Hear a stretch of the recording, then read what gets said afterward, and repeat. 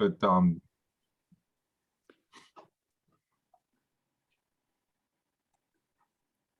my internet's been kind of in and out. So if my video is off, I'll still be here. It's just that for some reason it's just sometimes it's fat. I don't know why it's been going on, but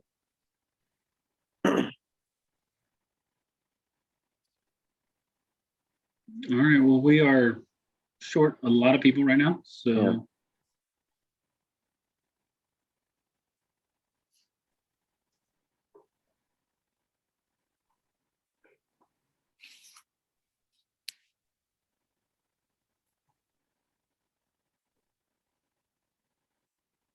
So 34 State Street was adjourned. Yes. That's good.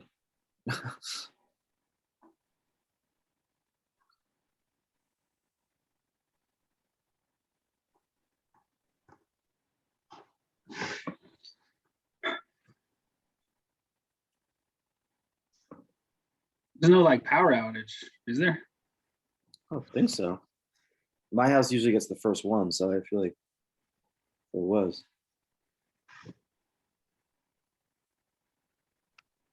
None of the other members are on anywhere? No, Amanda neither. That's Yeah, Amanda too. Oh yeah. Marlene's trying to get in, but she can't get in.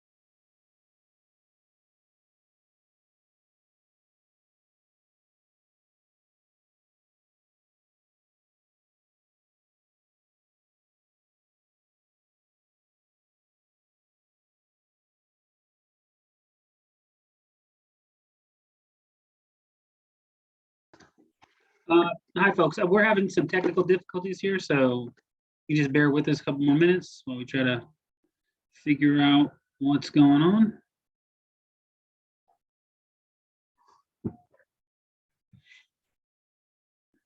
We have Marlene.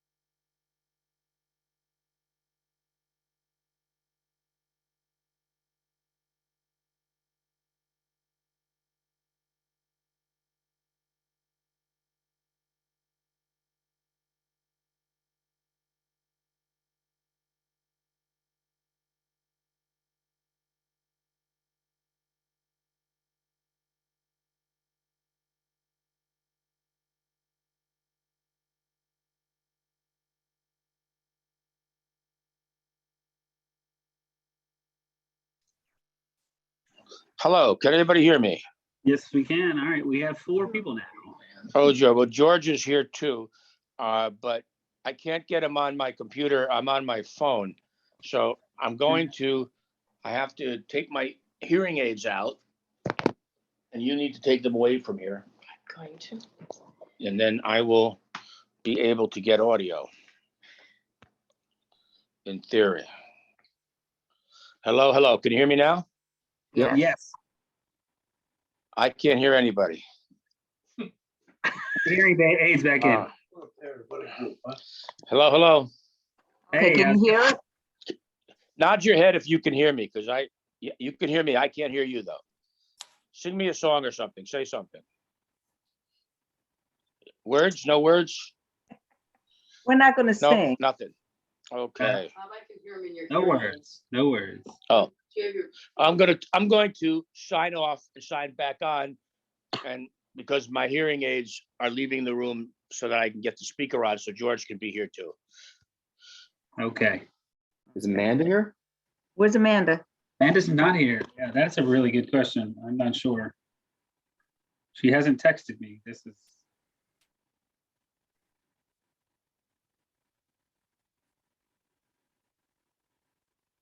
Hi, Marlene.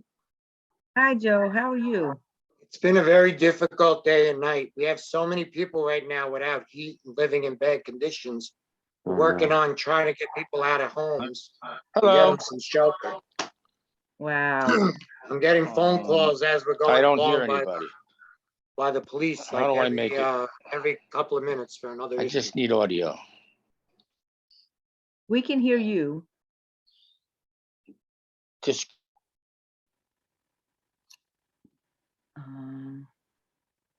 So who are we missing? Marlene, can you? I can't Missing hear Kyle? anybody. And the new person, Olga. This is really frustrating. Okay, Olga's coming on tonight? Hold on.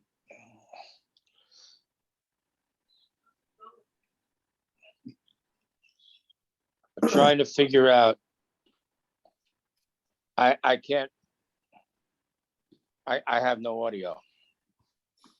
Did you turn off your Bluetooth? Oh, boy. No audio.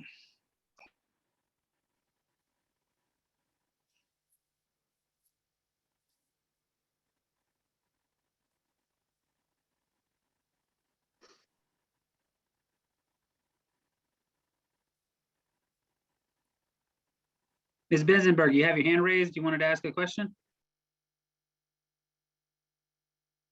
No, I'm sorry. I'm pushing buttons, thinking I could help the gentleman. I had the same trouble signing on, so no problem. I'll put my hand, I won't touch any more buttons on raising hands. Okay, all right.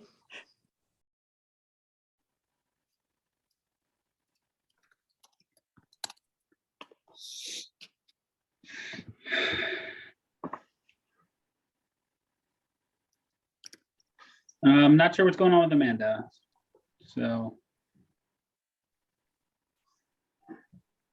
Do we have a number to call her?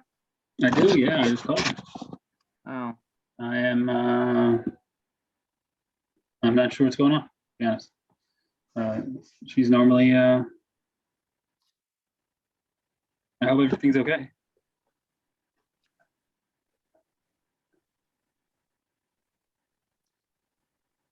okay. Well, you have a quorum, and we don't have an attorney, which is not great, but I'm gonna give Stuart a call and see if, because I know he was around at another thing. I'll see if maybe he's, If he's available to sit in. yeah.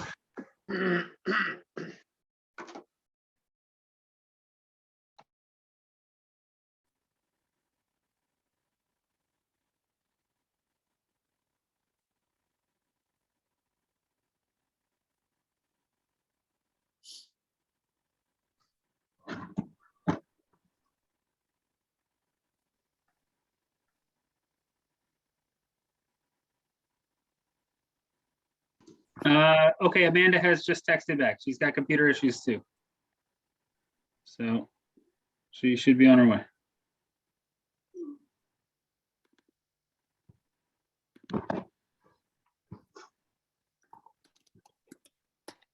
This has got to be the worst start of the entire time of 2 years. This is the only time this has ever happened. For all the people standing there in the public, this has never happened like this before.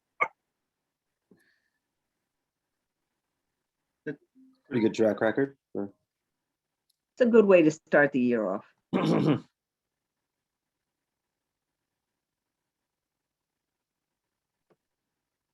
Can Bob actually hear us at all? Because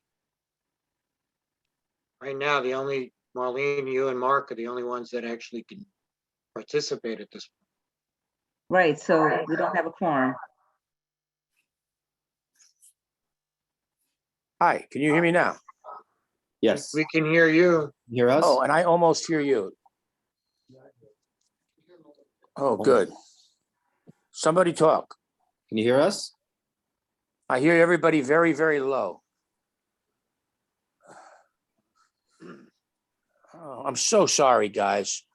I don't know why all of my electronics are broken tonight. You're not I'm the gonna only go one. try We and have- do- We're having a lot of problems tonight, so you're What? not the only Maybe one. you can send it to your computer, Jamie. You know, to get into the Here meeting. comes I Amanda. tried to do that. Oh, Oh my God. Go to Google, Sorry. go to Google Mail. I'm sorry. See if you I'm can get in there. having computer issues. No, No problem. Bob, normal. I sent, yeah, it should be there. Oh, my God. Bob and I'm very George, can you hear us? frustrated here, folks. Again, I'm so sorry. I got two of us here that can't get in. can you hear us at Can you all? hear us? Boost audio. Okay. Jaime, I did reach out to Olga. She's gonna try to sign in, so you may. I got it. You can hear us? Hi, I hear you. Great. Okay, good. And you, great. So we're here, me and George. Good. I'm so sorry, folks. No. Welcome aboard. Yeah. Yeah, It my wife wasn't just you. still trying to It get. wasn't just you. If you would sit here, then the two of you could at least, and I will see if I can get you on over here. Okay, all right. So we're now officially, 20 minutes late. I guess you ready to? Bob, do you have George with you? Yes, Yes. I'm here. Yeah, George is here with me. All right, then you guys, you have a quorum. Yep, guess you get started. Yes. Jaime, I'm just gonna ask that you look out for Olga. I'm keeping an eye on the participant list. So Okay, because she did say she was gonna try to jump in. Okay.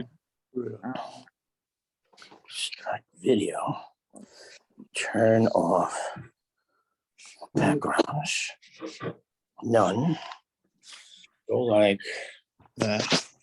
Okay, Say, where's Jay? Let me get George in here. There's George. okay. Hi. Good evening.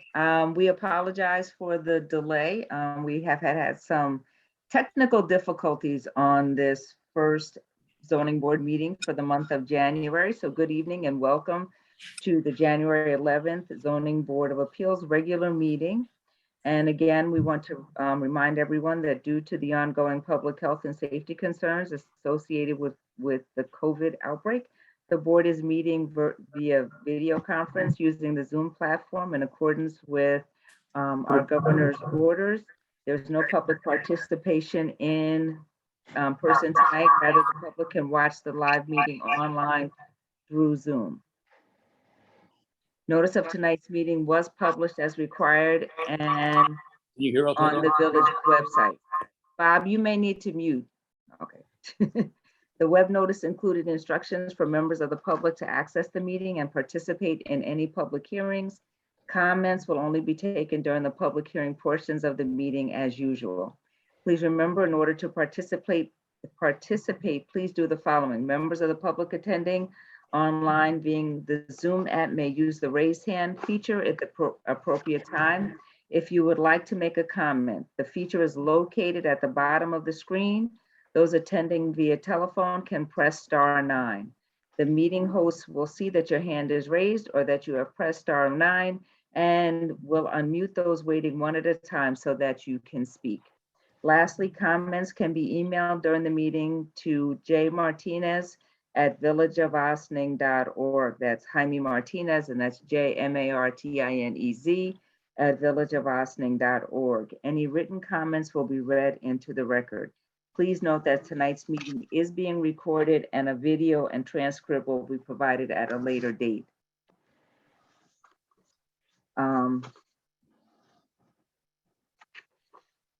In order to keep the meeting orderly and ensure that we get a clear recording, please follow these ground rules. When you're given access to speak, please state your name and address. If you are speaking during the public hearing, please limit your comments to the matter which is the subject of the hearing. If any speaker is inappropriate, they will be immediately cut off and access will be removed. Board members, please mute yourselves when you are not speaking, and also to the board members, I will call on you one at a time to speak to avoid everyone speaking at once. If you wish to speak at any time when I am not calling on you, you may use the raise hand feature as well. Or literally raise your hand and I will see and call on you.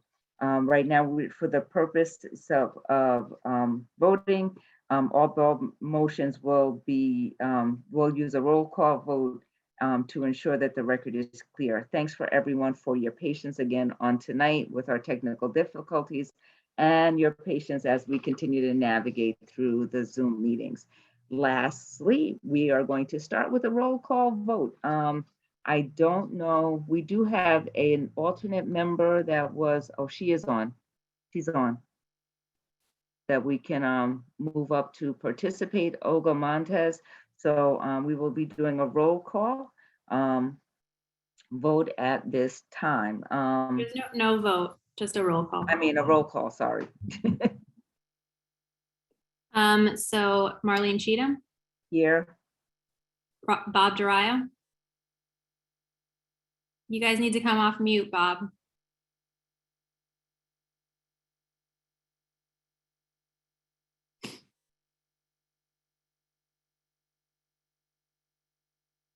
Yes, I'm here. And George Bailing. Here. All right, you can go back on mute. I know. Mark Gorechny Here. and newest member Olga Montez. We didn't have audio on that, Olga. Can you try again? We can't hear you. you.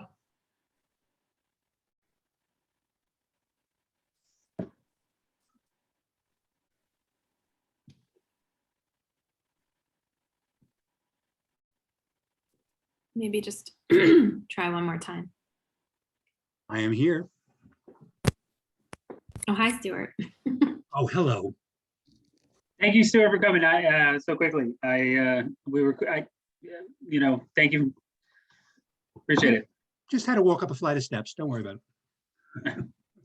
And for Olga, maybe the headphones, if you unplug them, maybe you may be able to get the audio. Can't hear you still. How about now? Yep. Yep.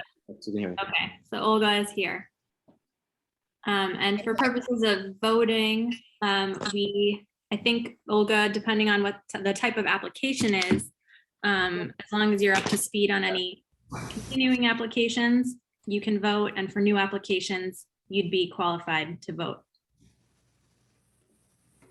Do you want me to tell you, Marlene, what staff is here? We have Jaime Martinez, Planning Director, Joseph Agostinelli, Building Inspector, Jamie Kane, Building Department Secretary, and Land Use Council, that's me, Stuart Kahan, Village Council, and the Board of Trustees Liaison, Manuel Quezada.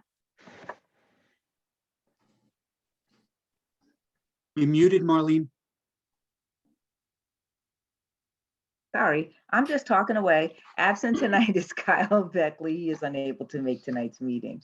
So if there is nothing else, we can get started with our meeting. New business of the board will be ZBA 01-2022.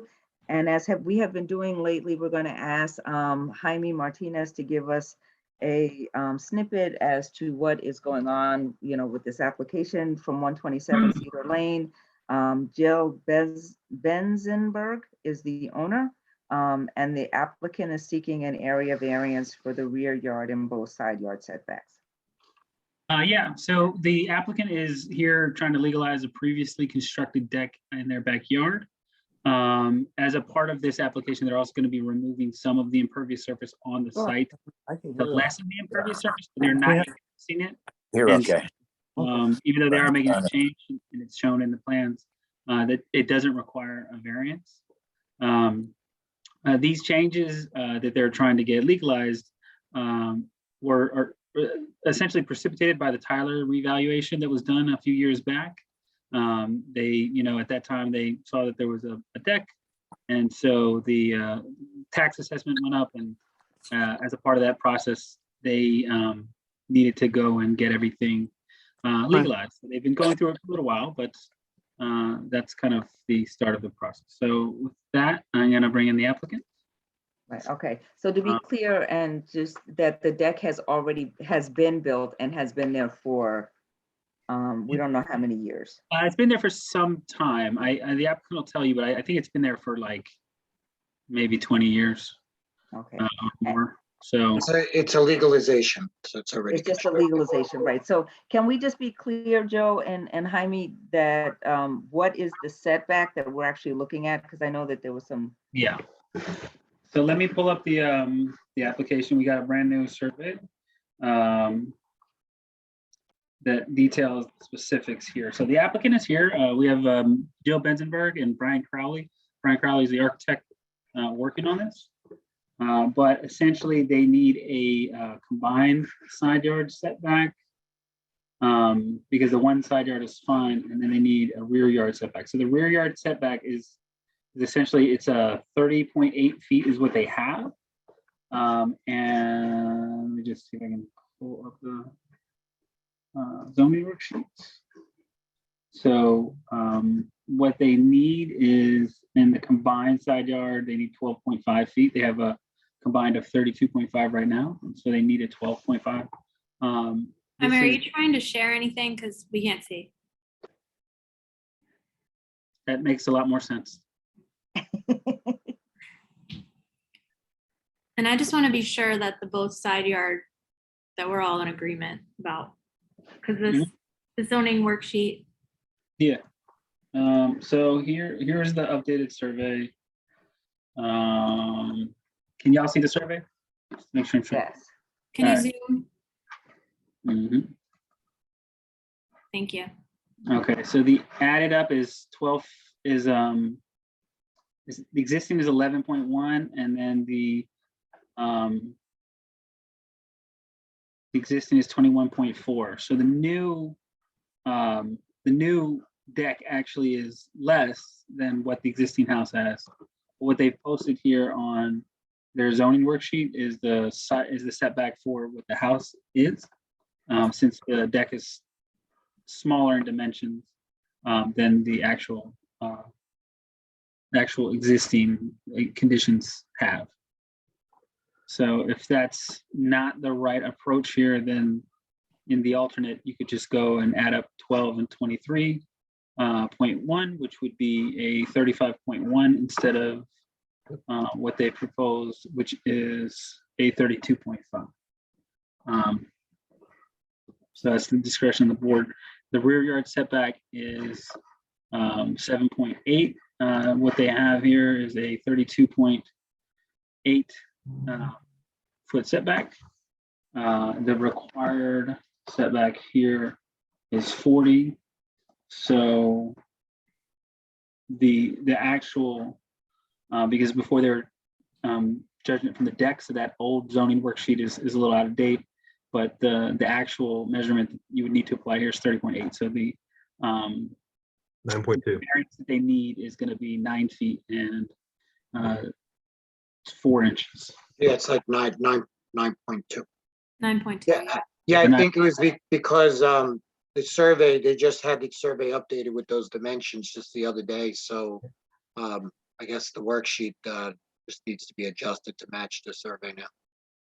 Joe, can you please tell us should we be using the dimensions calculated from the deck? Because It this is should, it should be for the deck because the deck is what's in question that was constructed with it. There was no permit. So they're trying to legalize it now. The house is existing, so Okay, the setback is based on what's for the deck. So it should be 23.1 meets the one side yard. But when you combine them, it doesn't meet the both side yards. So they're proposing basically 35.1 where they're supposed to have 45 both sides. And in the rear yard where you're supposed to have 40, they have 30.8. okay, so we need a rear yard variance. The architect submitted a revised zoning worksheet today. Is it, Yeah, I is mean, it there? you guys are doing a fantastic job presenting all this. I'm happy to chime in whenever you'd like to hear from me. We just need to make sure the This board is knows the exactly revised- what the variances Yeah, are. this is the revised zoning worksheet, and it doesn't. Correct.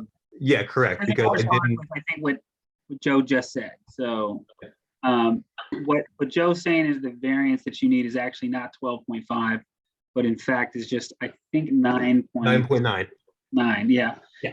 Which is a smaller variance. Yep. And then the rear yard variance is a little too.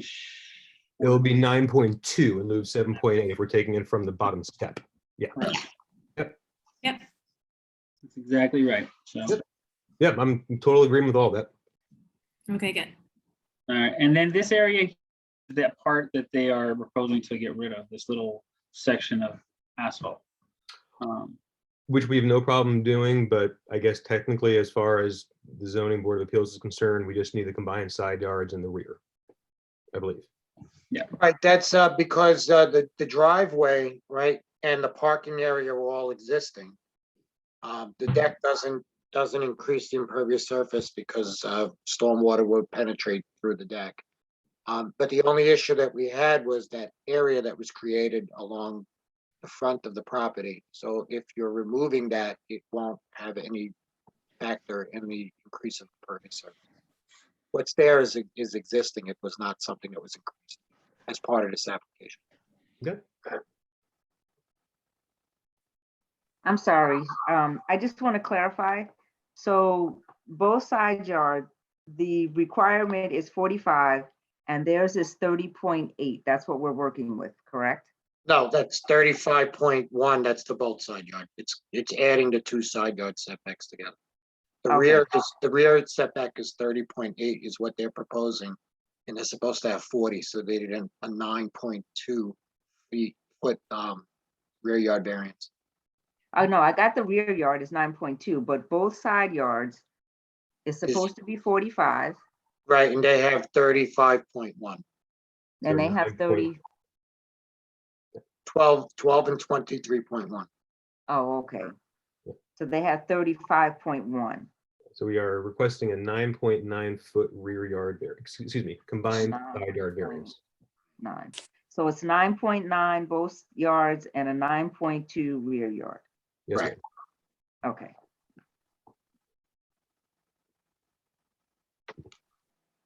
I just want to be clear. Okay, I'm sorry. I guess you would have to, Mr. Crowley, if you want to give us a presentation after all that, you may. More than happy to. I'll try to keep it brief.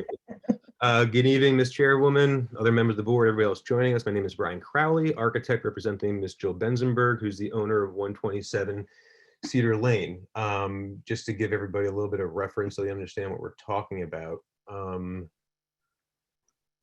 Let's see. Oh, I need to share my screen, excuse me. I have been disabled from attending. Yes, you can share now, but you have to stick to items that have been submitted to the board prior to this meeting. So no new items. As long as- So the new survey and the new worksheet that you guys just showed, you don't want me to speak about? Yes, you can present it because it's here, but nothing other than that. So. Oh yeah, no, that's it. That's all we have to talk about. Okay, there you go.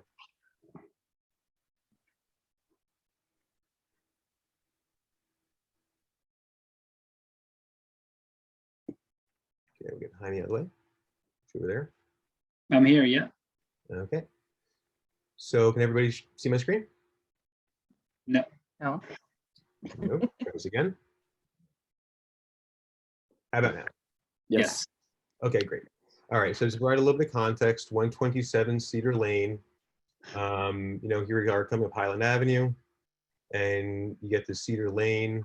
You have that big motorcycle shop across the street. 7-Eleven is up here down the road a little bit. So you go up the hill, and on top of the hill on the left is 2127. This is Miss Benzenberg's house. Beautiful view. This right here is that little section of asphalt, actually, we were just talking about, which is going to be removed. So that's it for reference. And then we just put together some additional imagery that we believe, I believe all this has been submitted to you guys. But this is the house in question. Front of the house is just seen from the Google image drive. And just so everyone understands what's going on, this is the driveway, pretty steep hill. It goes down towards the backyard. And then the driveway and the other paved area is behind the house. This image is from behind the house. This is the deck in question. So this is the one side that's a little too close to this yard, and the other side is a bit too close as well. But you know, from a construction standpoint, it's certainly been there for quite some time. Whoever built it did a perfectly fine job. In my opinion, it's structurally sound, doesn't need to be repaired or anything like that. It's just cleaning up the administrative end of things and getting the variances to legalize it. That's it for reference. As you can see on the survey, it steps back a little bit, which is why there's a little difference between the house proper and its respect to the side yards and the deck. Yeah, that's it in a nutshell. So the package which was submitted for your review included Joe's denial letter, which says that we're seeking the variances for a rear yard and the combined side yards.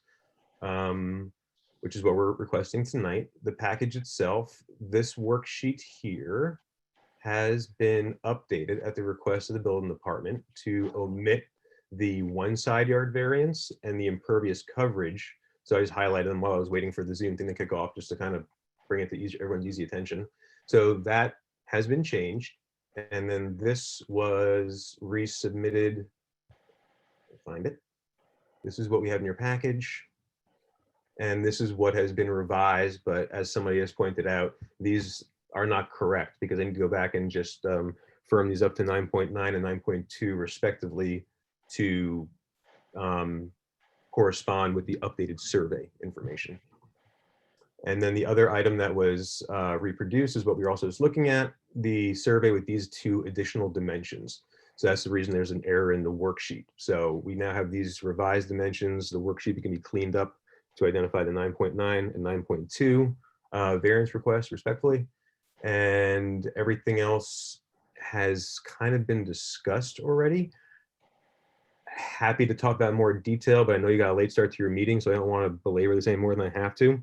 Happy to answer any questions you may have.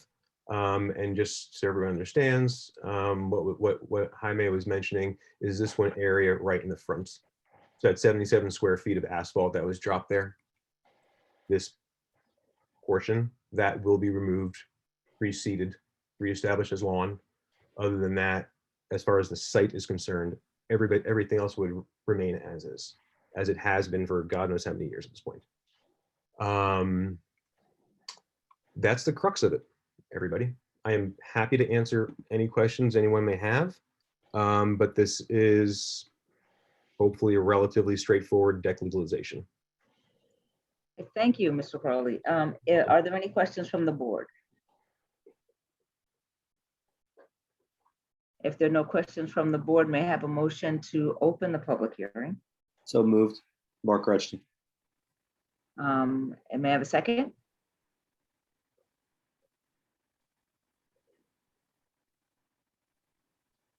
Ooh. I can't see everyone. So may I have a second to open the public hearing?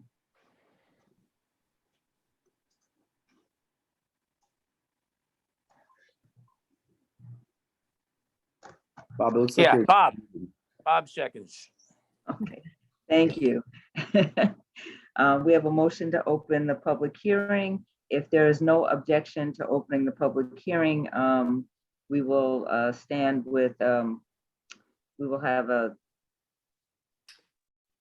It's open by unanimous consent. yes, it just went right out of my head. So open by unanimous consent, if there's no objections. No objections. Public hearing is open. Jaime, is there anyone to speak on this project in our audience? Just give me 2 seconds. I'm trying to see.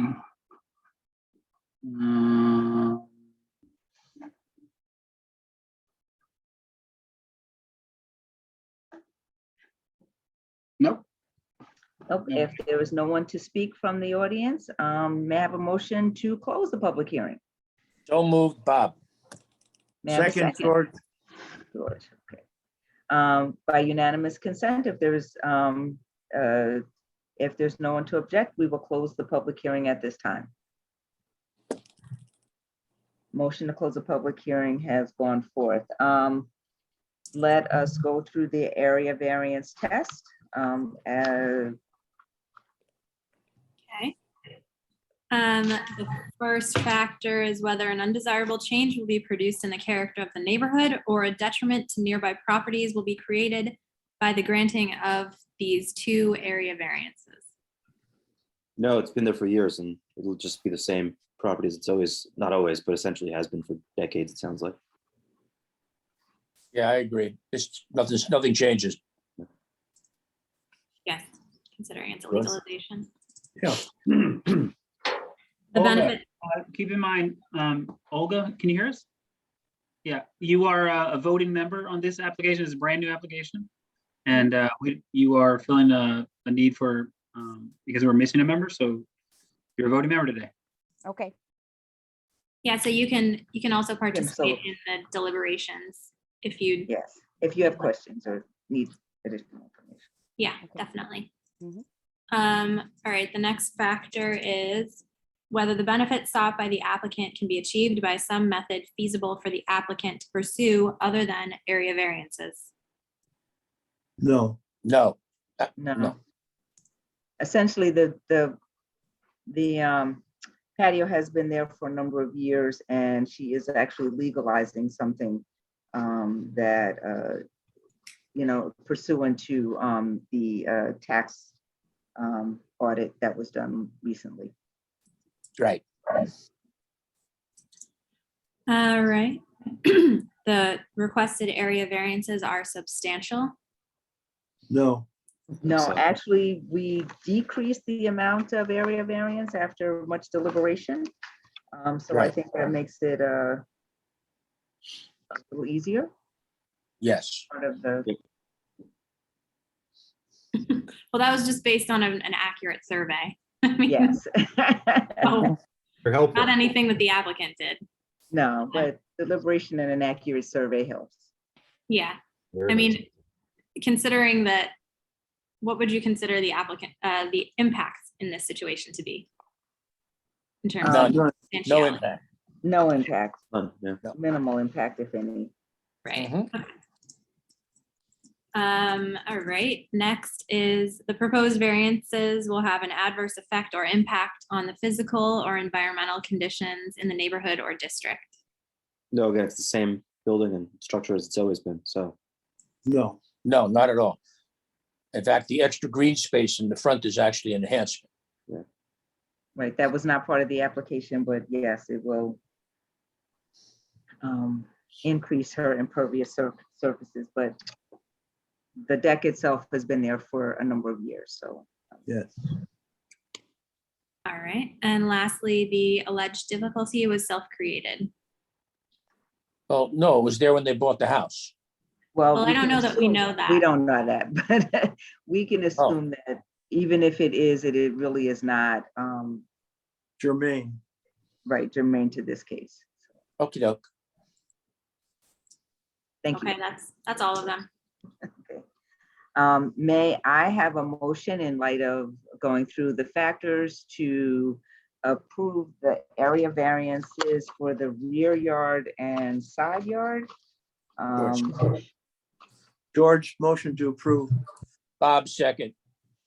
So the both side yards is 9.9 and the rear yard is 9.2. Correct. That's So- right.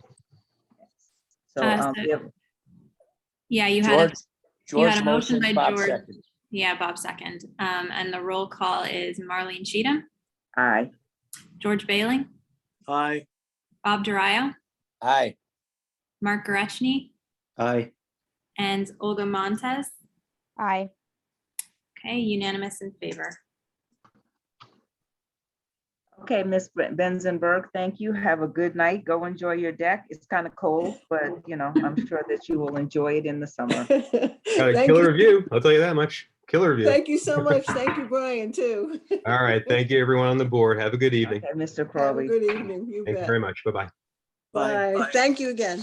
You're welcome. Bye. Cheers.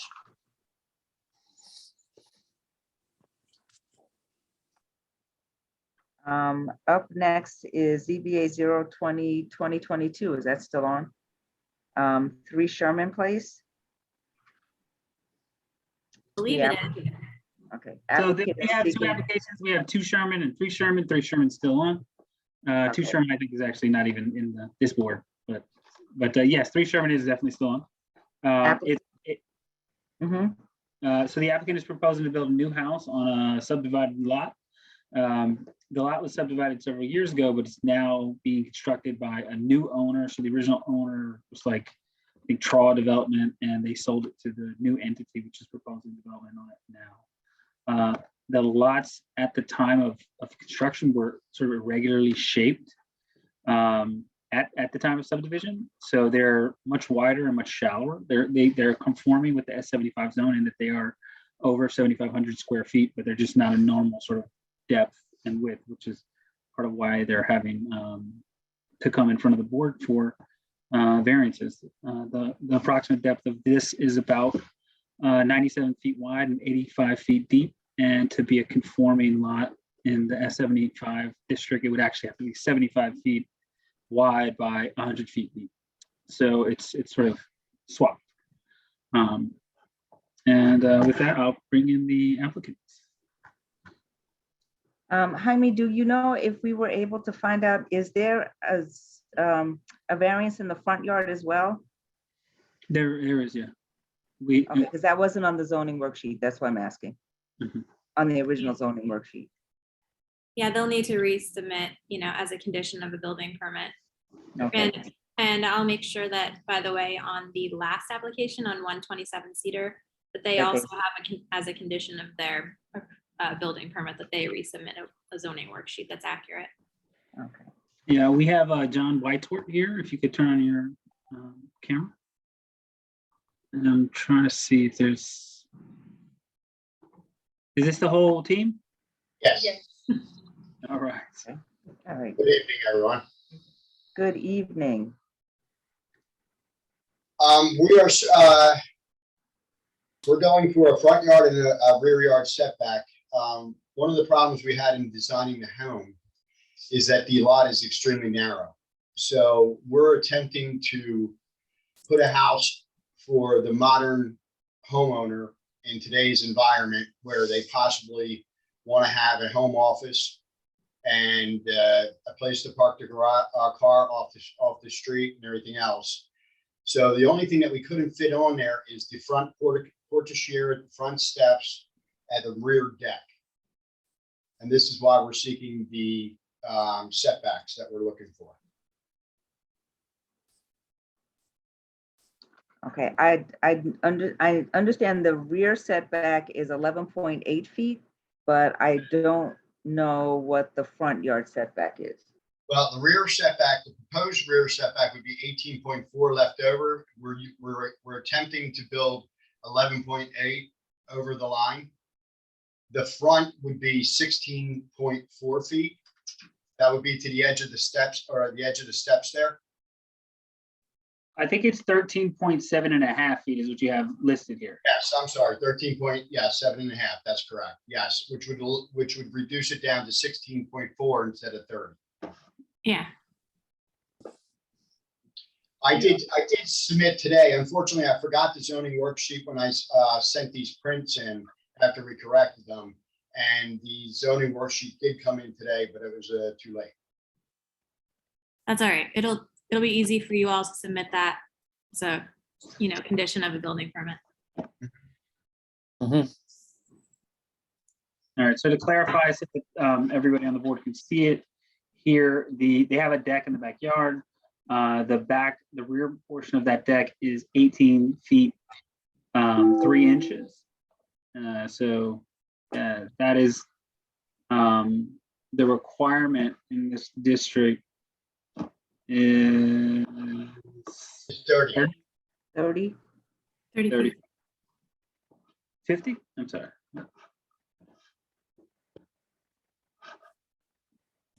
There's no impact on it. Hmm? It has no impact on it. No, no. A little bit more of the top layer. Yeah. That's the difference. It's all good. What's happening? So the requirement is 30 feet and their proposed is 13.3, is that correct? In the back, No, in the front. in the front, the required is 30. They have, the proposed is 18.3. Right. So they need 11.8. Okay. I thought they marked it 13, it was 13 and I something, thought it was 13 something. 13.7 or something like that. We're talking Right, about that's what I- we're talking about two different variances. No, 13.7 is. Go ahead. I thought it said 13.3 or 13.7 in the front yard. Yes, Yes. yes. Okay, so I it's was supposed saying to the be rear. 30. Okay, I'm so confused. It It's shouldn't be this supposed to hard. be 30. They're proposing to put in 13.3. No, Is that correct? no. No. Let me pull up the plans again. Okay, Both thank you. both the front and the rear yard is required to be 30 feet. Okay. Yes, So if we're talking about the front yard, they're Mhm. proposing 13.7. Yes, I Correct, thought it was 13.7. correct. that's what I have down. Yes, Okay. So then the variance would be, the inverse. let me do the math again. 16.4. Okay. I'm sorry, 16.4. 16. 16.3. 16.3. What Three. math are y'all doing? Okay, No, no. Okay. 16.3.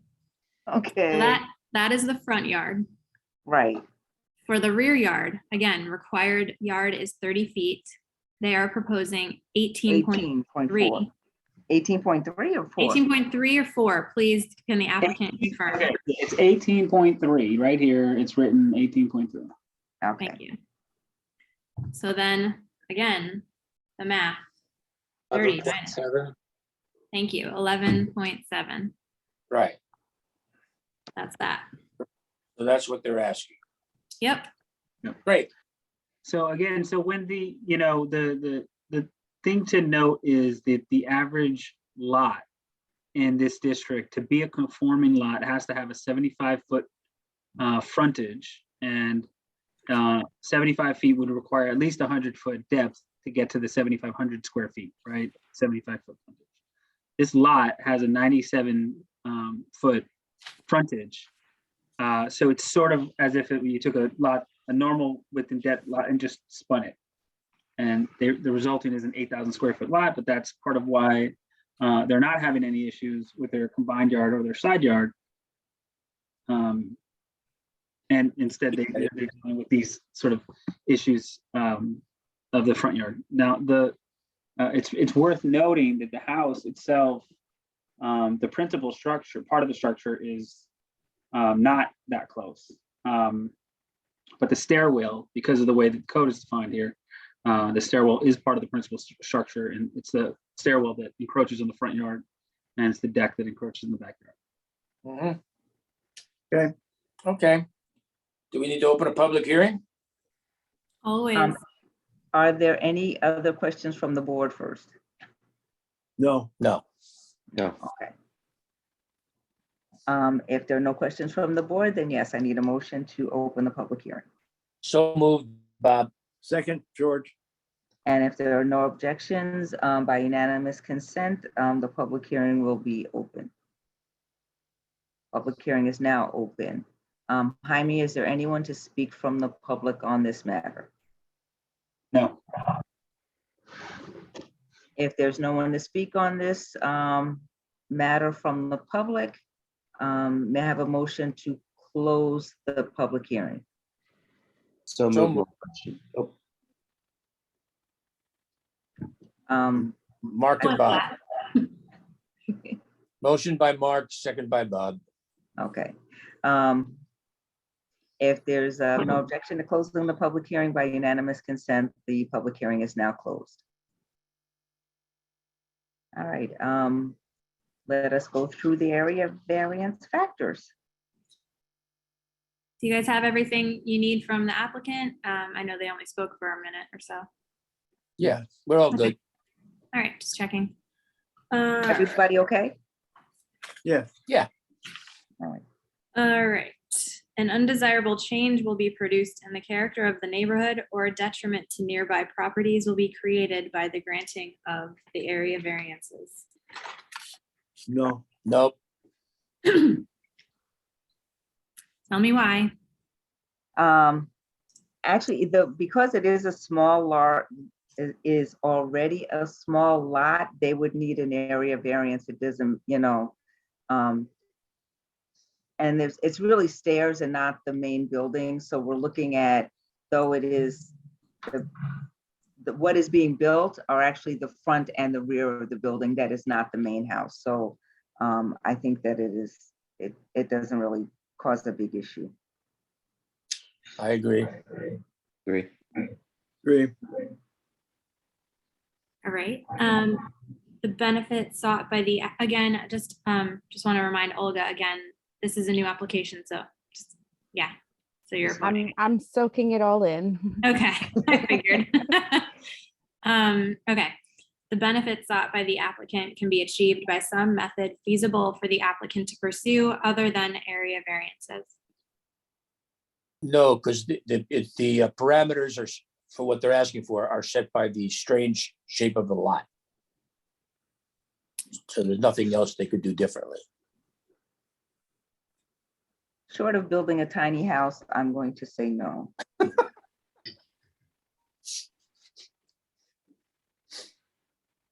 George? Yes. George, you have something to add? I think it's okay. The Olga, what request- do you think?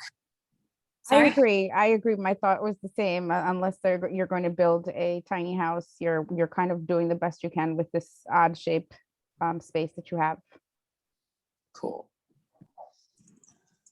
Right. The requested area variances are substantial. I don't think they are. Not really. I think it borders, but I don't think so. Yeah. I think it borders close to being substantial, but I don't think it's substantial enough to make a difference in looking at this house as a whole. I agree. Right. Mm-hmm. Okay. The proposed variances will have an adverse effect or impact on the physical or environmental conditions in the neighborhood or district. So, I don't think so. No, I think it may add some more character to the district. Putting in a new house means new neighbors, which in turn means that the neighborhood would actually increase to the better. And the alleged difficulty is self-created. Well, yeah, but I don't think it matters. Yeah. They don't have to build a house.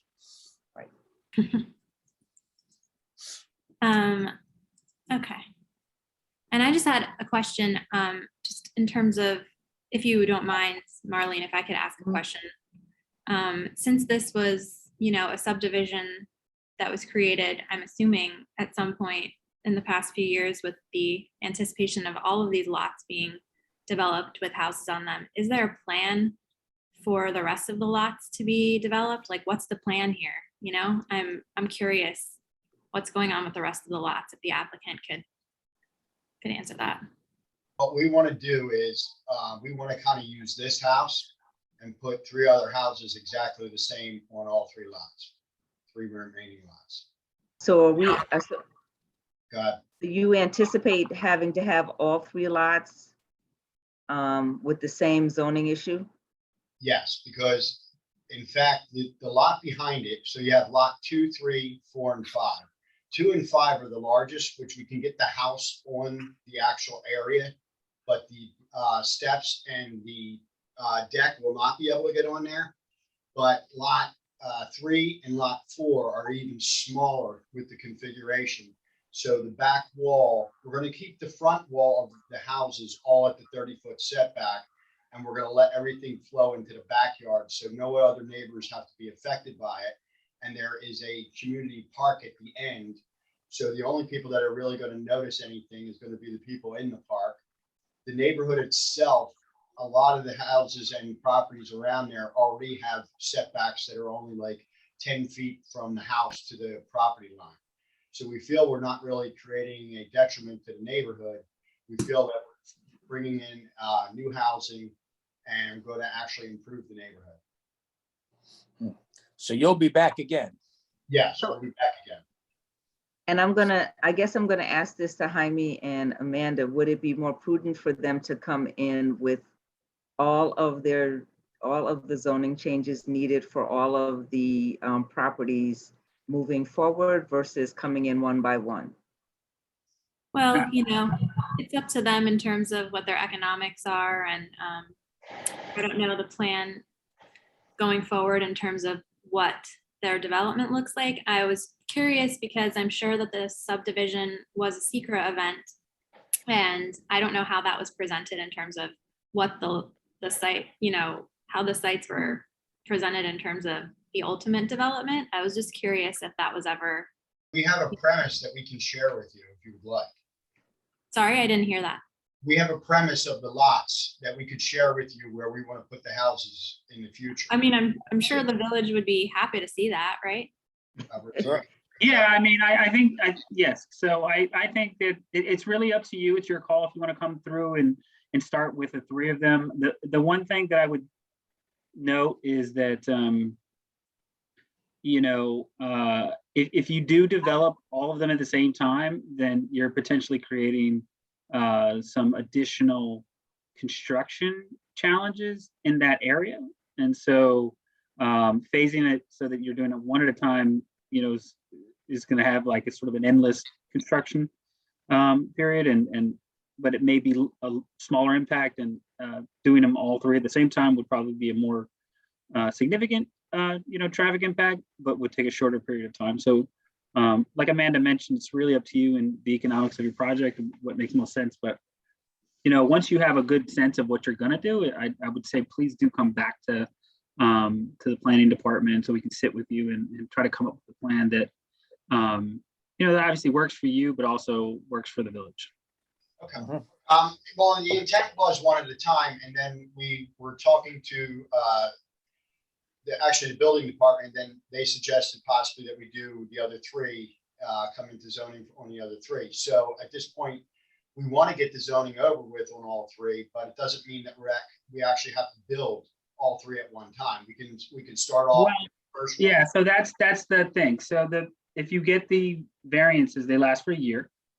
Right. So if you don't do it within a year, then you will come back here. And so what I would urge against is you getting approvals for 3 and then taking 3 years to do it. So you have to keep coming back for extensions. I don't know if that's like a great idea either. But again, whatever your plan is, I would definitely encourage you to set up a pre-app meeting with the whole planning team, which includes not just the planning department, but it has building department, land use council, and anybody else that we think needs to be there for it, so that we can help you come up with a solid path to getting this done with the least amount of imposition on you or the community.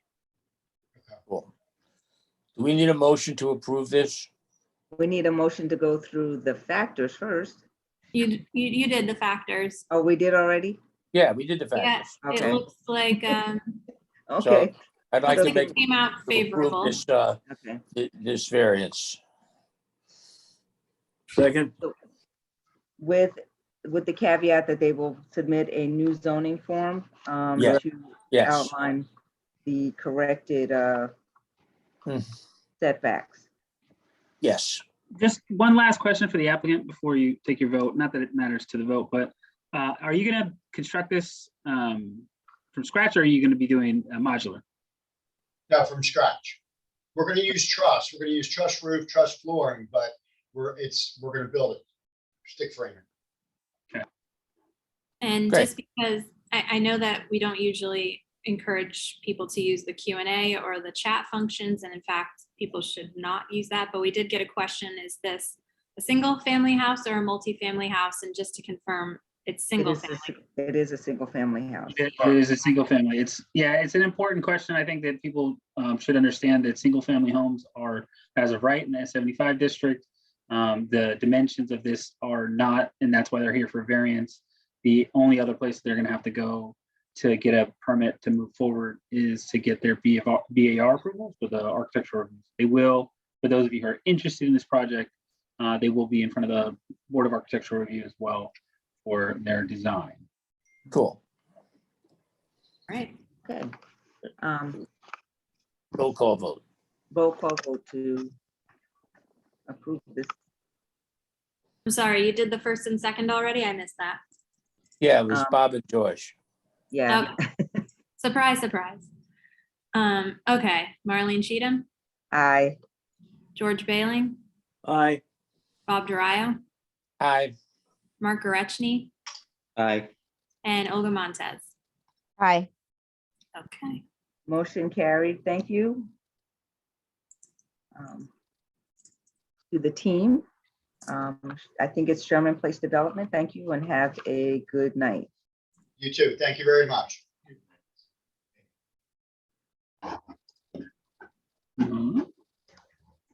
We are up to continuing business of the board. Is that?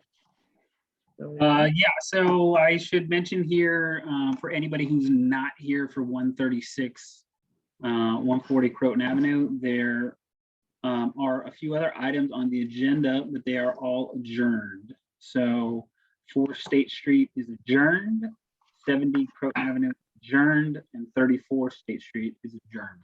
None of those matters will be coming up later today. So if you are hanging out to hear about those, you can certainly hang on, but those matters will not be coming up today. Okay. So Okay.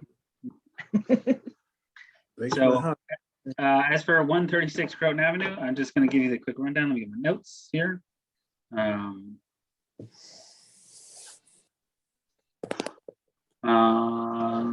So the applicant today is returning to discuss further analysis on the project regarding shadowing and updates to traffic study and updated livable space requirements.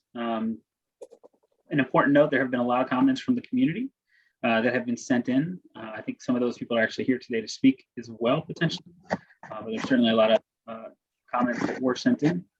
At this point, the planning board still needs to complete seeker. So the goal of this meeting is obviously to further conversation on some of the various topics, but primarily, if you can provide feedback or pose questions that are pertinent to the seeker process and seeker review, that would be super helpful. So okay. With that, I'm going to bring the team over. There's like 10 of them. So give me a minute.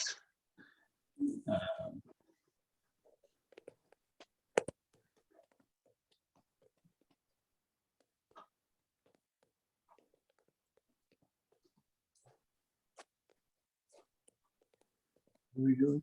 Huh? What are we waiting for? Oh, computer stuff. Oh,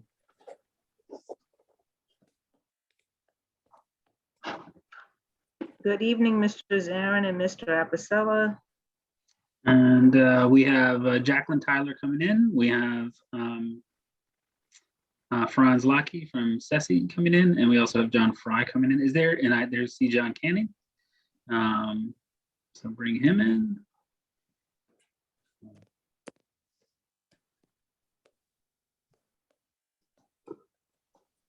okay.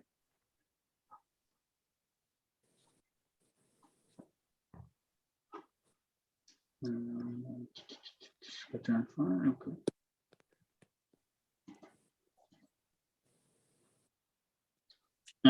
Is there anybody else from your team here, Joe, Mike? No, that's it. I believe you have us all. You're on such a roll. You're on such a roll tonight. I don't want to stop the momentum of this board. All right, well, here we go. Here's your momentum stopper. No. Good evening, Michael Zarin from Zarin and Steinmetz, and Happy New Year to everybody. Happy New Year. Hope you're staying warm. As you recall, we represent the contract vendee, the McQuestron Development LLC, in connection what we think is an important project. As you know, one of the essential factors of the variance balancing test is the need for a project, obviously balanced against the detriments to a community. And as you know, this project fills a critical need for affordable housing for seniors over 62. This is an especially needy population and group. There was just a recent New York State Housing Partnership study that came out, a 45-page report on housing priorities for New York State. And the statistics regarding this particular target group, I think, are pretty compelling and dramatic. Seniors have increased in poverty in the last year by 13%. Rent price increases for that group have gone up by 16%. Population increase is growing by 13%. 57% of all seniors pay more than 30% of their income. So that's a income, they call that a rent housing burdened group. 60% of seniors live alone, and in the lower income and in the target group that we're aiming for, 80% of seniors in that group live alone. 28% live with people with disabilities. So, and then exacerbate that by the pandemic. The need for this project is dramatic. And we would respectfully ask this board, when you do your balancing test of weighing the benefits of community applicant versus the detriment to the potential community, which we believe we'll be able to demonstrate is not significant, that the benefits far outweigh in your determination on the variance. As you know, there's 6 variances being sought. I'd say most of them are of limited nature, some a little more, but again, in the balancing test, and Amanda, I'm sure I could tell you, no one fact is determinative, and what might be substantial in one instance may not be considered in another. So most of these, as you know, focus in the height and the traffic and parking.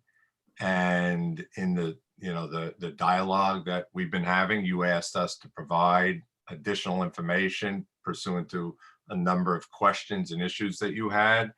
And we provided that information as we elaborated and enumerated in our cover letter.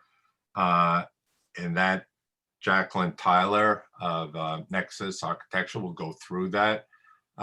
She will also go through some of the other materials that we've supplied you. And when you look at the, I think, pretty extensive list of information before you, I think we respectfully submit that, we have met the standards of Village Law 7712 and the balancing test that you've articulated on the other projects before us.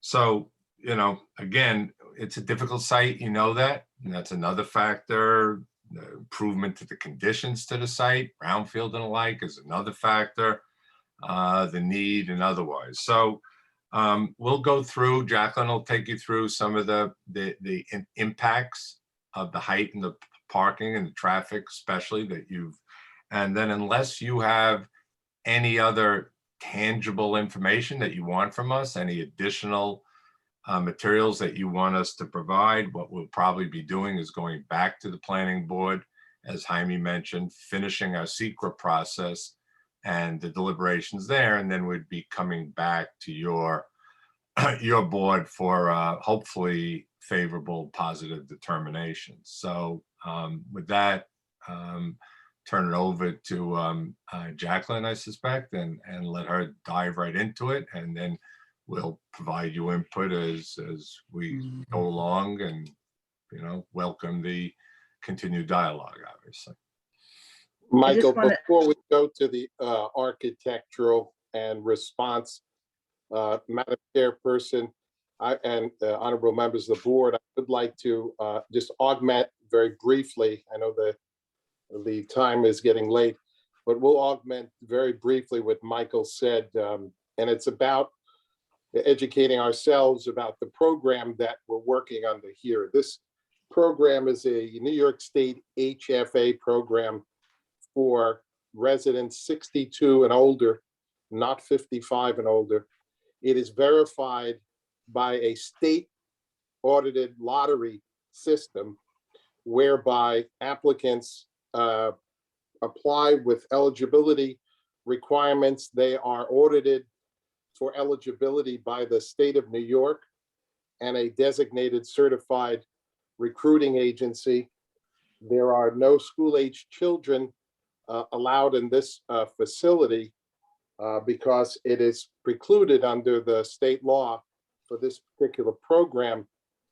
Of note also is when the board's considering that benefit versus potential impact, we want you to think about what we're looking at right now, which is a $3 million, we're looking at a $3 million cleanup at this site right now. Now, that can have a detrimental impact to the neighbors, the very neighbors, both to our south and to our east, that may have some concerns here tonight.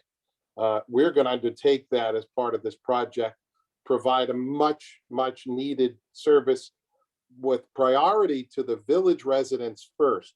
This program enables us to prioritize village residents as they age, so they could age in place in these units. Now, it doesn't mean these apartments for everyone who's coming out of a single family home. It may not be, but they are certainly low impact. It's a low impact community at this type of program. We talked about the affordability. This is an affordable program, and the apartments will be 20 to 30% below market for people who are on fixed incomes. The noise factor, I wanted to mention that as well. When you consider your deliberations, it's a important project. The noise factor, this was, keep in mind, previously a nursery facility with trucks and the like coming in and out, dust, and all other kinds of materials being delivered, which contributed to the designation of a brownfield. This would be reused for a very, again, needy group, 62 and older. I'm going to also tell you that economically, so as to make it clear, in our prior iterations, when we've proposed projects that are market rate, not restricted by age, we might come in with a proposal of 200 units of housing and then expect some modifications down to 140 or 150 units and work with the community in that way. This program does not afford us that flexibility. And I felt the obligation humbly to tell you this up front. We don't have that latitude. This is a 77 unit project. The economics, because of the great subsidies through the tax credits that are involved and pilots and other things, would not afford the ability of a project like this to go below the numbers that we are hovering at right now. So the notion that this project could be reduced significantly, just honestly and frankly, would not work. It's a non-starter. And I felt the obligation and the respect for both your time and our time and investment, that you should know that. So without going any further, I do want to say, however, having said that, we are open to a number of other things that can be done to help mitigate concerns, like additional buffers for rear yards and trees and mature trees, traffic mitigation, pedestrian traffic mitigation, all of those community impact types of things. We certainly would work with the village board and of course the zoning and planning board to accomplish. I'm sorry if I've taken up too much time, but I just thought it very, very important to share with you where we are with this project. I will hand it over to Jacqueline to respond to the issues that were raised at the last meeting, Madam Chairman. Thank you. I just want to and Amanda, just to make sure everyone on the board understands that we're still going through the secret process. So as we're going through this will be adjourned again until that process has been completed. Yeah, at this point, it's really just what you're doing right now is, fleshing out any issues from your board's perspective that you would want to raise with the planning board, who is the seeker lead agency, and potentially maybe put anything that you would like to raise to the planning board in writing so that they have it as part of their record, since you are another involved agency. And I think it would be helpful to hear from Jacqueline as far as any of the updated materials, how it might address the concerns that you all discussed at the last meeting, and then talk a little bit more about the seeker analysis here. So yeah, you're right. This is still in the seeker process. You're not taking any votes at all yet. I'm sorry, Jacqueline, it's That's in okay. Variance. All right, so I am Jacqueline Tyler with Nexus Creative. Jaime, just as a heads up, John Fry was on, but his computer crashed. So if you see him come back in, if you can let him in case he has anything additional to add to our presentation. Yeah, so I'm going to walk us through. We know that the public is here tonight, and we are willing to listen tonight. We're looking forward to hearing the public comments once we all open the public hearing. But before that, I'm going to briefly walk us through the 6 variances. Some of them I'm going to just touch on briefly, as I think they're pretty self-explanatory, and walk through the stories height variances a little bit more in depth, and how those relate with the sun studies that you all requested. And then I will turn it over to John Canning, who will walk us through the parking and additional information that you've requested on the parking. I'm going to go ahead and share screen.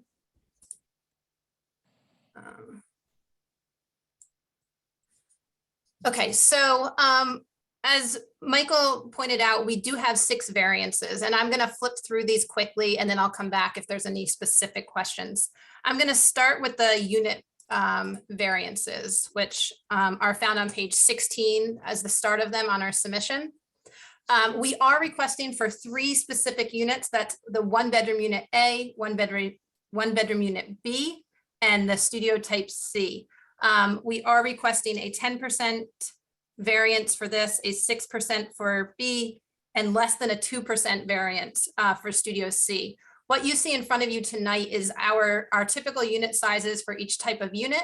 The pink line is representative of the New York State requirements, and the blue lines are representative of the red lines are representative of the Westchester County livable areas. So what you'll see that even with the units that we're requesting variances for, we far surpass the requirements for both Westchester and New York State requirements.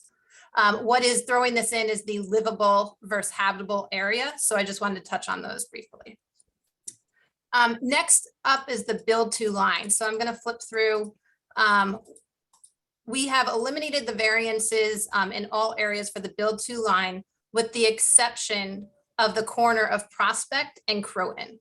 However, what I'd like to point out is that if we had submitted under the NC2 zoning as opposed to the form-based zoning, there would be no requirements to meet this red line. We would be able to build out to the property line, which is this blue line. So with the submission under the form-based code, we've actually pulled the building back substantially from where it would if we had submitted under the NC2 zone, which is the regulated zone that we're actually building within. So due to that and due to the increase in width at Crore Avenue at the area of our site, we do believe we're meeting the form-based zone intent, even with requesting the variance for the build to line. What you can also see, the green line that is represented, let me flip over to this one, it's a little clearer. So this green line here that you see along this edge, that is actually the suggested build to line as far as staying 15 feet from the curb. So you can see we're meeting that requirement as part of the form-based zone. It's just because of the width of the side of the curb compared to our property line here, which is why we're required to go for a variance in this area. Next is coverage, which I believe this goes back to Joe's notions that he just spoke on. We have a minimum number of units in order to make this economically feasible.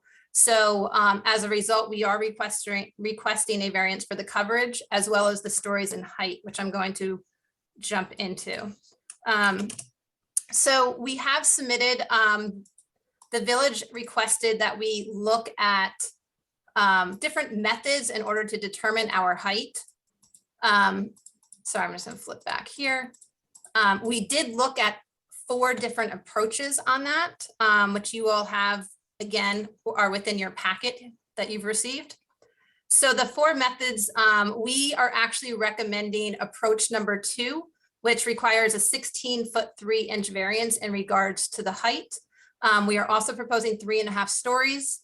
So those are based off of precedented projects that have been in front of you before, working with the median average grade, which is taken at the center line of our building. So that's the approach that we've recommended based on the 4 that we have looked at, including the halo method, an average grade calculation all the way around, which doesn't really play into this project given the 27-foot grade change between the 2 opposite corners.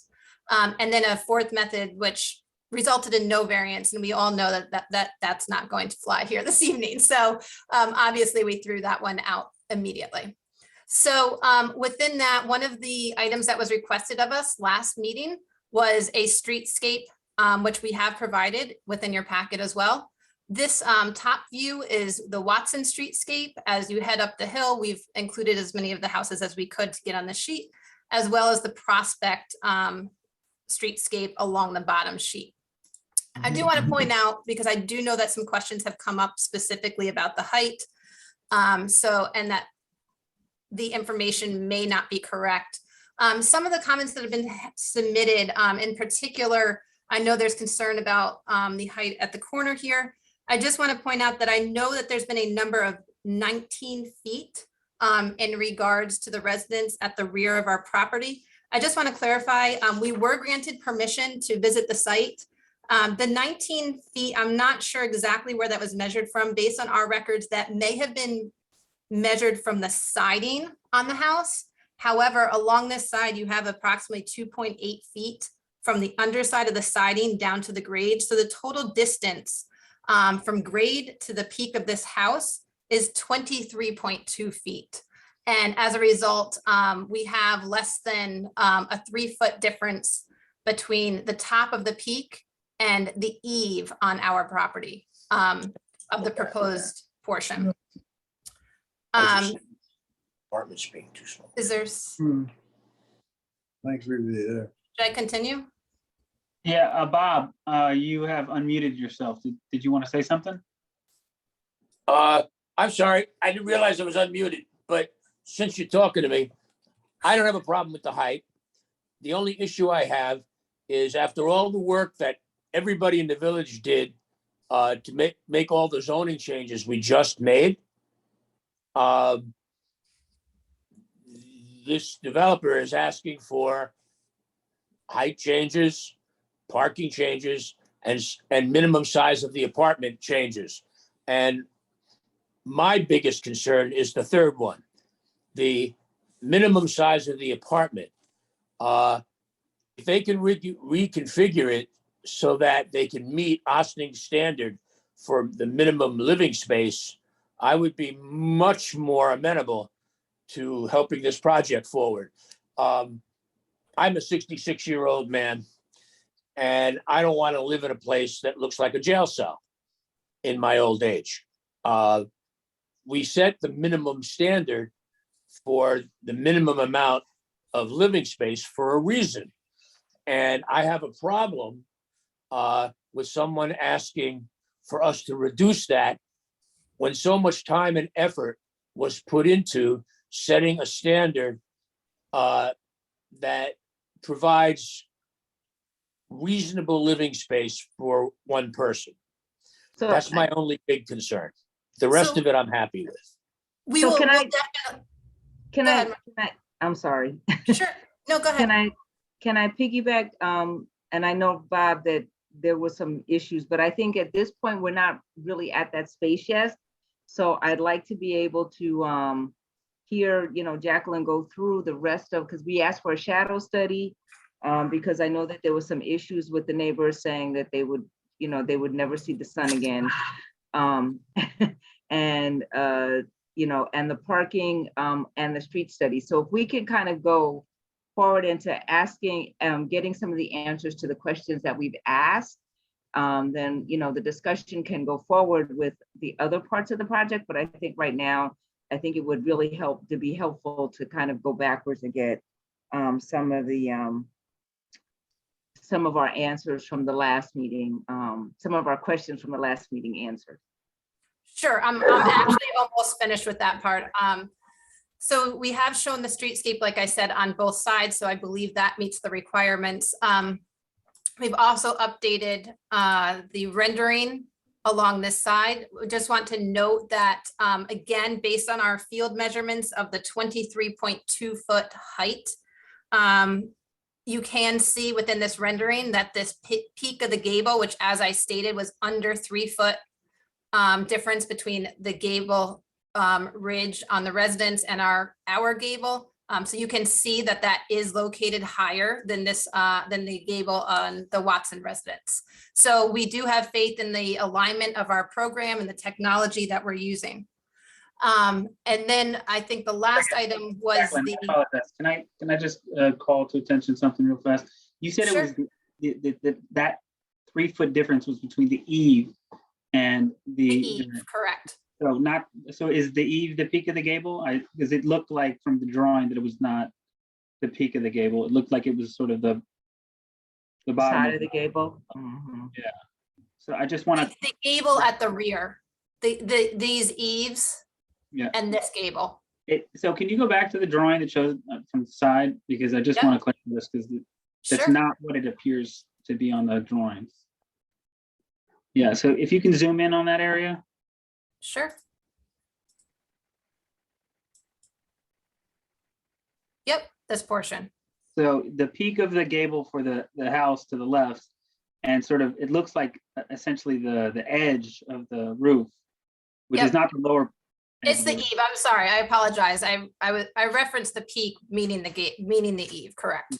All right. The Thank eave is 3 feet higher. Correct. I apologize. Yes, the eave.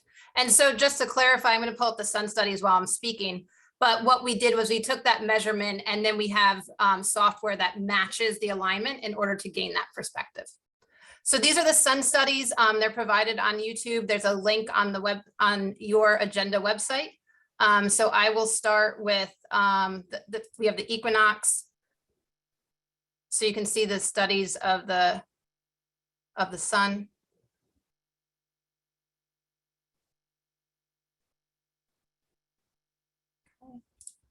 This is during the summer. So you'll see that throughout those, there is not a large shadow cast along the southern side, which we would not expect anyway, given the fact that the shadows would portray to the north. And so this is the fall. I'm sorry, the winter.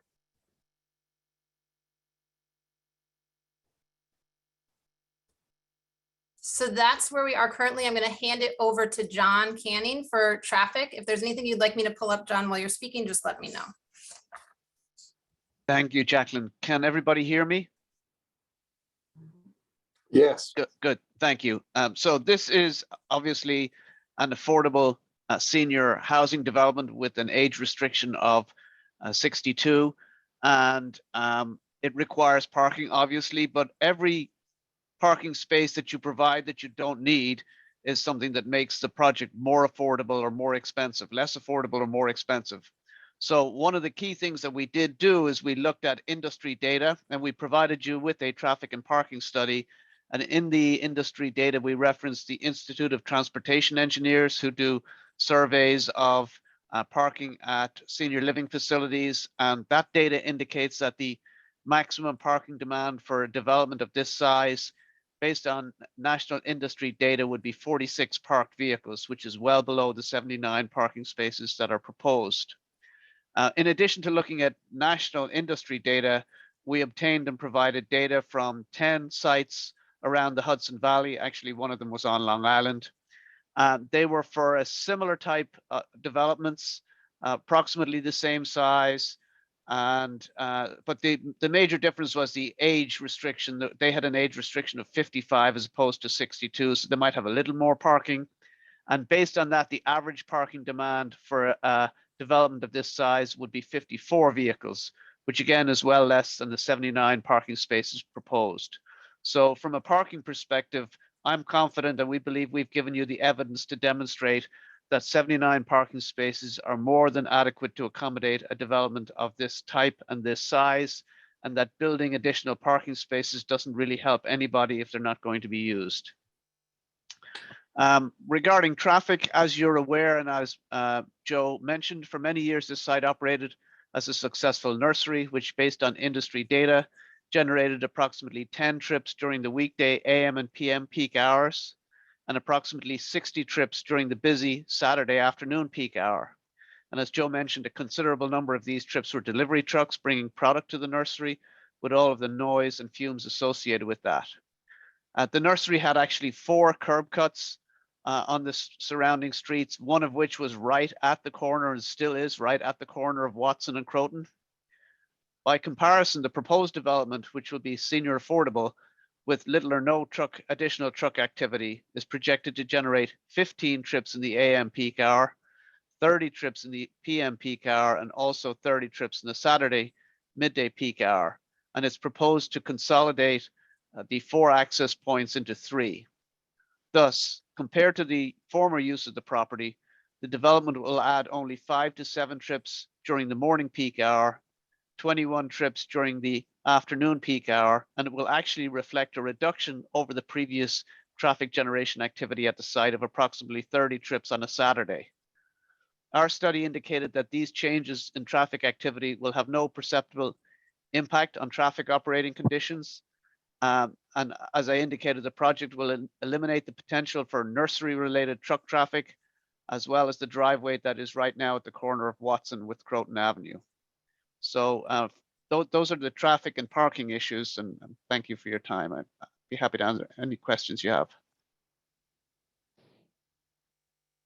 Are there any questions from the board?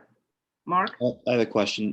Did the study take into account, because of the nature of the residents, aides, nurses, RNs, additional, assistant, people who assist with, essentially the quality of life factors? Does that take into account?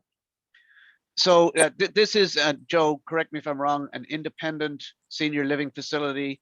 So it's not an assisted living facility where you have staff and nurses helping No, people. I'm aware of that, but even so, on senior citizens often, have those issues. So that's why I'm asking. Well, it does. Basically, the data were surveys of facilities similar to this, and those facilities, I would assume, had the same level of care that this facility will have. And actually, I forgot to mention, we did provide in our traffic study surveys, daytime and nighttime surveys within a 2-minute walk of the facility. And it indicated that there are 51 parking spaces within a 2-minute walk. And overnight, 28 of the spaces were not used. And in the middle of the day on a Saturday, 12 of the spaces were not used. So there is enough parking currently on site in the vicinity for the area. It may not be the most convenient. You may not have a parking space right outside your store, but there are spaces within a 2-minute walk of the facility. Thank you. I did want to add that, John, you left that out. We have also considered and will consider a shuttle bus for the residents that I think can mitigate a lot of this. People's perceptions, and we've done one, two, and I've worked with John, so you know, John Canning with 2 other previous firms. He's the best of the best, and I say that not because he works for me, but it's just true. Some of the major projects in Westchester, whether it was the Ritz-Carlton or the Highland Avenue Senior Affordable Housing we did in Yonkers, he was the traffic engineer on those jobs. I would not want one space less than I needed. Understand, I can't market these to the state or anyone else if I don't have adequate parking that I can prove through empirical data that exists today, buildings that operate today. I cannot operate this building. I want to provide absolutely as much parking as I need with some extra spaces, as you have indicated. You're absolutely right. Even though this isn't an assisted living, it's independent living. However, you do, like as my mom has over in Jefferson Village, she has a nurse come 2 or 3 times a week. Now, she doesn't drive. The average age here, even though 62 is the number, the average age is going to be about 72. 72. So not everyone is driving. A lot of them use, rideshare, Uber and the like, and a shuttle bus, I think, can go a long way for people who want to go food shopping and so forth. And we plan on something along those lines as well.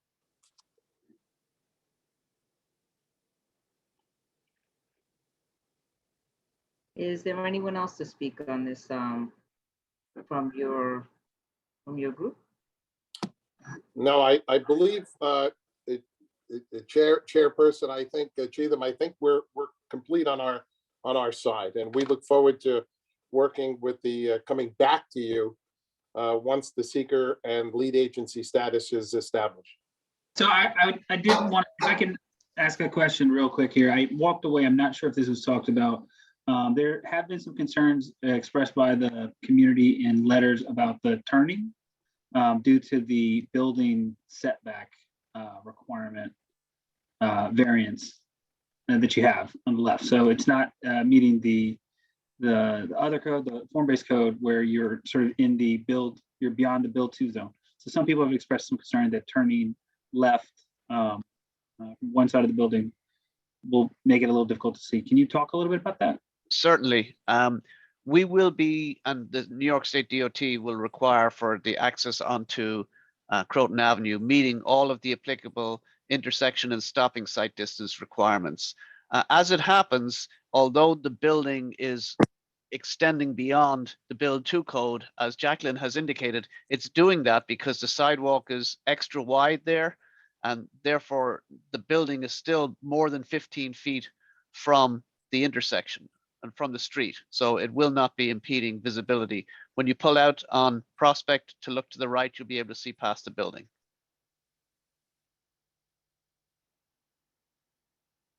I do know at the last meeting, Amanda, we did not open the public hearing. So is it advisable to do so at this time? If you'd like to open a public hearing, you can do so, but it's not required for seeker purposes. It could help you in determining what, if any, comments you'd like to provide to the planning board.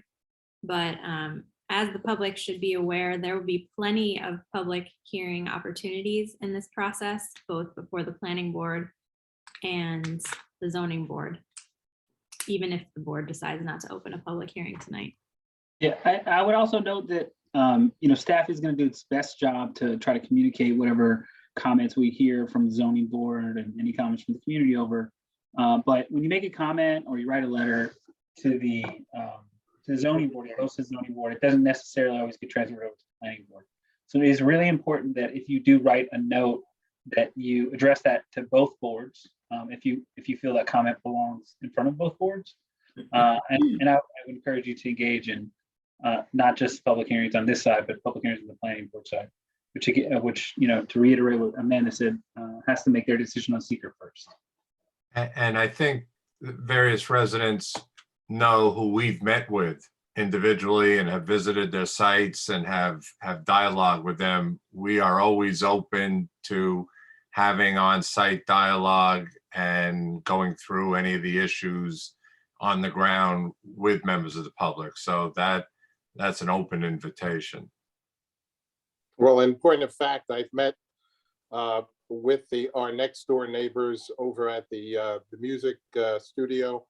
We've had 2 meetings with them. I've had a very good conversation, Mr. Chrissy, who's just to our south. And as I said to him, I'm more than happy, especially if we can do it in a safe manner, to partner with them and make this the best project it could be within the constraints that we have to build affordable senior housing. I'm more than happy to do that and meet with them at any time. So seems like you have some members of the public who would like to speak because they're Yes. speaking in the Q&A.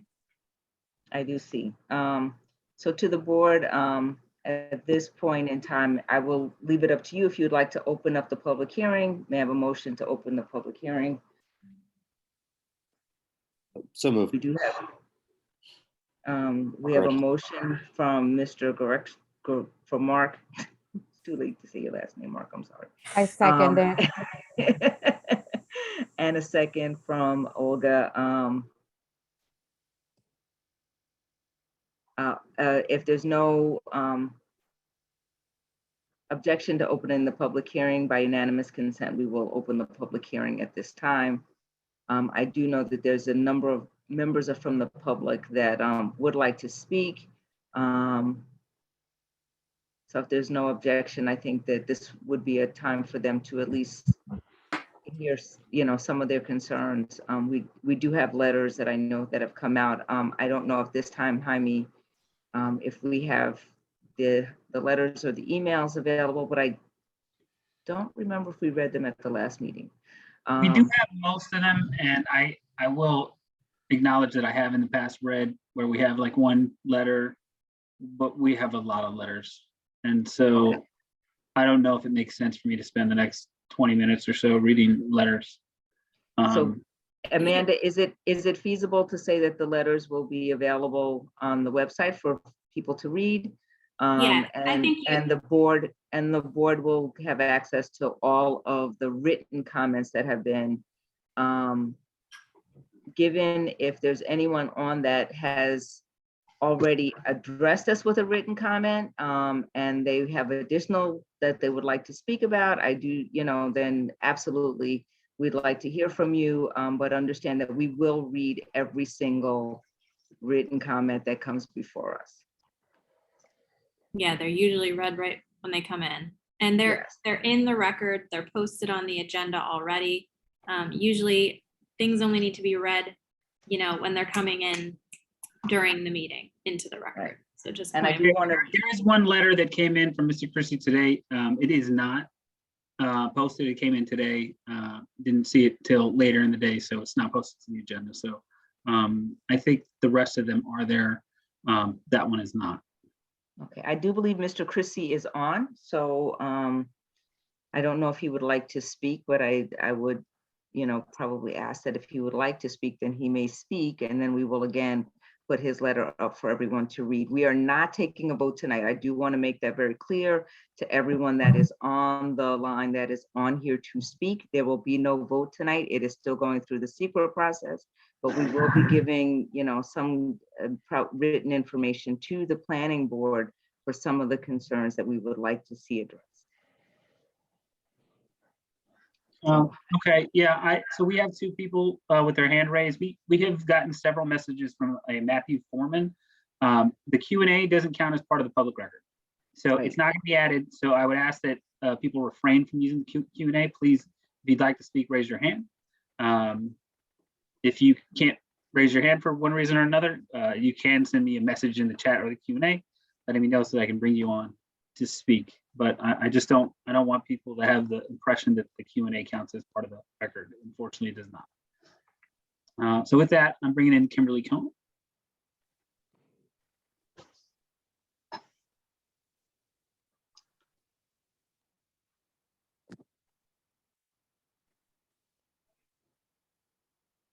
Kimberly Cohen is not coming in.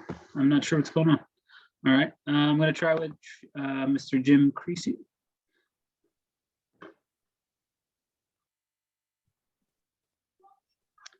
Jim, you're in. If you could please unmute, and I apologize if I have messed up your name.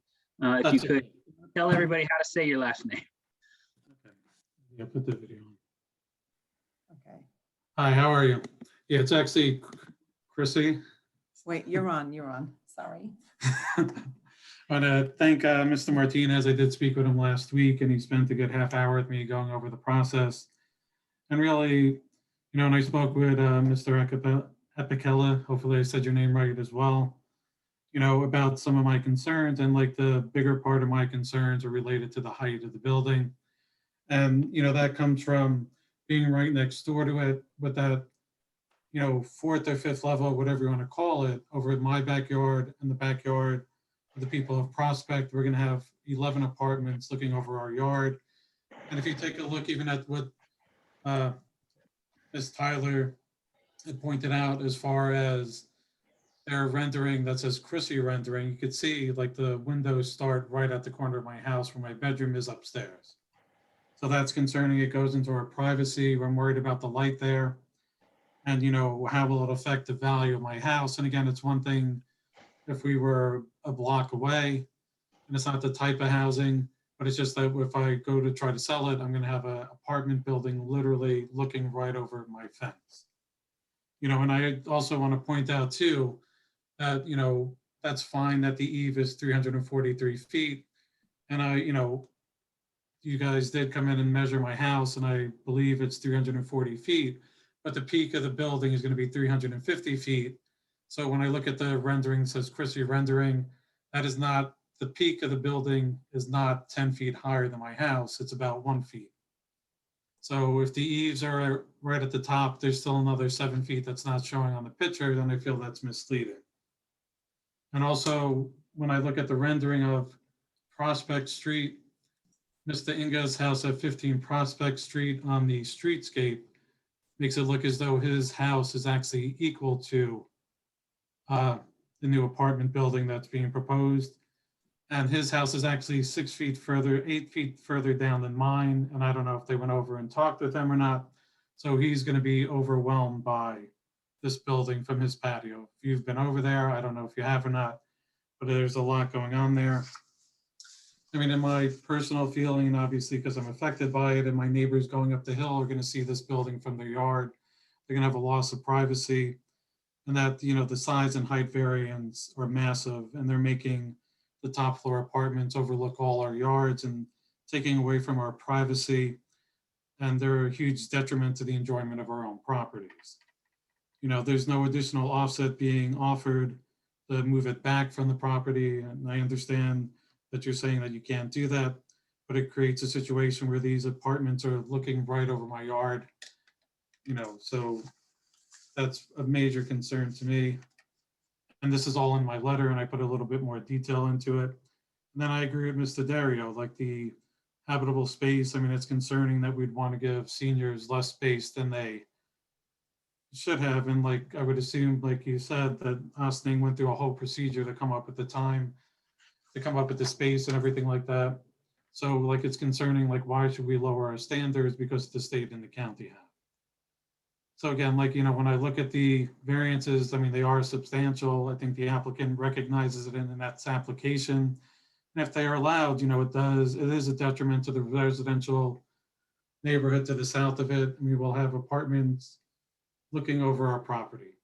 There'll be more light than there is now right behind the house.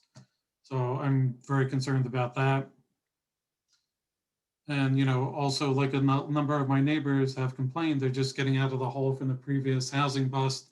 You know, and is this going to lower our property values where they're going to fall back to where they were before? So that's all I have. Thank you. Thank you. I know that there are a number of people on the line. I don't know if anyone else wants to speak. I do see Ms. Cohen still has her hand raised. And Mr. Foreman has his. Mr. Foreman has his hand raised now. I am going to, not sure if everybody else on the line wants to speak, but I think that in the, just for time purposes, we may want to limit the amount of time that people are speaking to 2 to 3 minutes.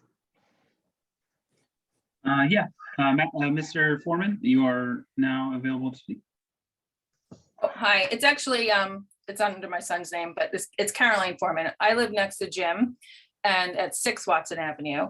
And I also have some concerns with the renderings, and I know Jim allowed the company to come in and look at his backyard, but I have not seen any renderings to show like how it will like look as a massive building across the whole backyard, which will go into, will be going into our privacy. And it will be, you know, that will be a big detriment to our way of life. So I just wanted to know if there's any way that we can get like actual photos and maybe not renderings that also look like, I hate to say this, but they don't look like Ossining. And it looks a little bit more, you know, something a little bit more realistic, you know, from the company. Because the height zoning is, I feel like it's something that also like, once we let this happen, you know, in our community, then it opens up that it can happen to other communities. And I feel like, you know, we've all, you know, trying to stay with the beautification of Ossining and, you know, trying to maintain some of the, you know, appeal. You know, so, and then the other question, I just had one other thing was, they mentioned the 51 extra parking spaces within 2 minutes of walking. Is there a way to find out where those parking spaces actually are? Are they in front of our houses? Like, so I just wanted to have some clarity on that. You know, going forward, if we could. So, Madam Chair, if I may. Yeah. Yeah, so the parking spaces, they're on-street parking spaces. On Crore Avenue, there are 14 on the north side. On Prospect Avenue, there are 13 on the west side. On Watson Avenue, and these are the spaces that are closest to the project. On Watson Avenue, there are 7 on the east side and 10 on the west side. So I presume that stretches in front of the Foreman house. Mm-hmm. And on Sherwood Avenue, there were 5 on the east side and 7 on the west side. And I can share with you, Ms. Foreman, that on Watson Avenue, we did a Saturday from 12 to 2, and then we did an overnight count at midnight. And at midnight, of the 17 parking spaces, there were only 4 cars parked, so there was quite a number of spaces free on Watson Avenue at midnight. And then at 2 p.m. on Saturday, of the 17 parking spaces, 10 were parked, and there were 7 vacant spaces. Okay, so I mean, just overall, that would be a big change of life for all of us, because right now we have some people parking, like, you know, maybe they go to the Risco music store. Basically, I think that probably would be the reason that people park on the street, or fellow residents are parking on the street because, you know, we have single car driveways and then someone has a car and they move out.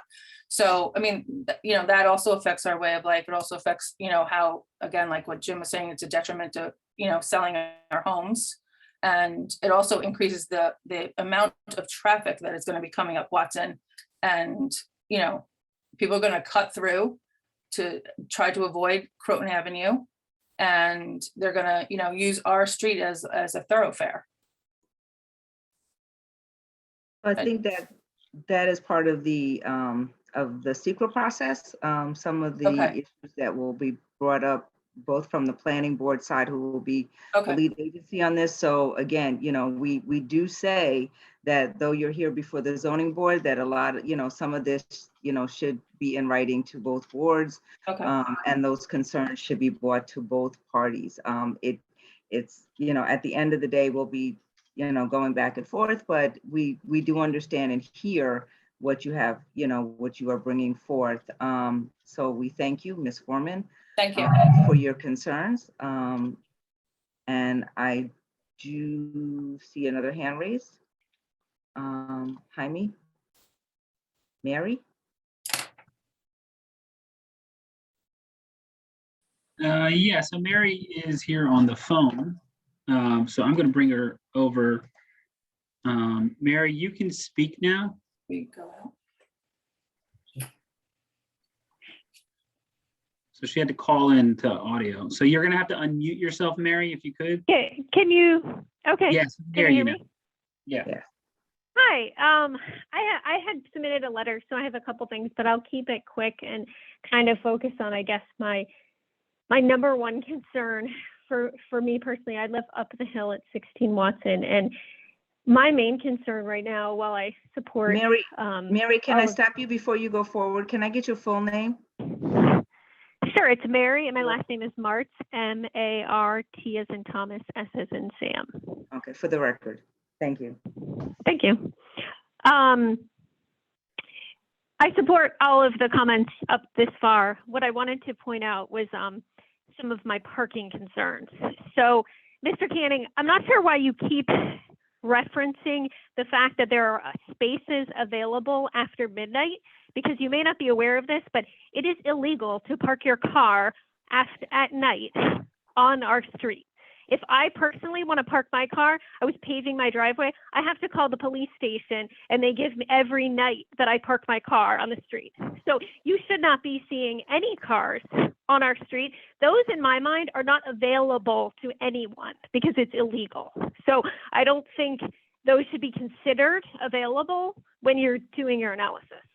So that's kind of my first point. The second point that no one has addressed is that the point, there is tag parking, or I believe it's overnight parking, right up to the point of the site down to the bottom of Crore Avenue, which fits about, I mean, don't quote me, maybe 4 or 5 cars. And I get up very early in the morning, and those are always, at about 5 a.m., are always full. So what that tells me, pretty much 7 nights a week. So what that tells me, there are no homes. It is opposite of my Grisco. There are no homes in that area. There are not residents of Watson Avenue parking there. Someone is coming from somewhere else in the village and parking at the bottom of Watson Avenue. You will be eliminating that because that will be an entrance, I believe, to the building. I don't know where those people are going to park. If you start lifting parking variances, everyone in the village, everyone on the board knows, you may not know this, the developers, because you don't live in this town, village parking is a big problem right now. So if you lift overnight parking on Watson Avenue, everyone will come out from everywhere and park, regardless of whether your building is there or not. So that's a major concern. Lifting overnight parking on Watson Avenue is a huge impact to our quality of life, to everyone on this street.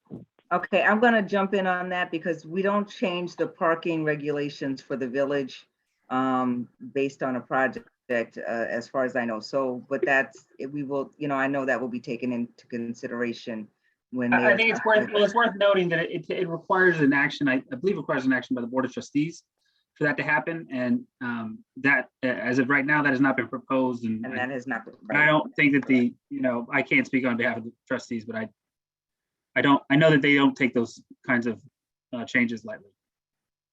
So the parking variance that is listed here does not. Not suggesting that. We're They're not not suggesting that. at all. Madam Chair, if I may, and Ms. Martz, if I can just clarify, I believe that the parking overnight on Watson is permitted by tag holders, right? The village, there's a sign there that. Nope. No, it's not. Not above that sign. So not from the top of your site all the way up. There is no parking permitted. Like I said, if I want to park in front of my home on 16 Watson, I have to call the police and tell them why I'm doing it so they don't. Okay, I understand. Thank you.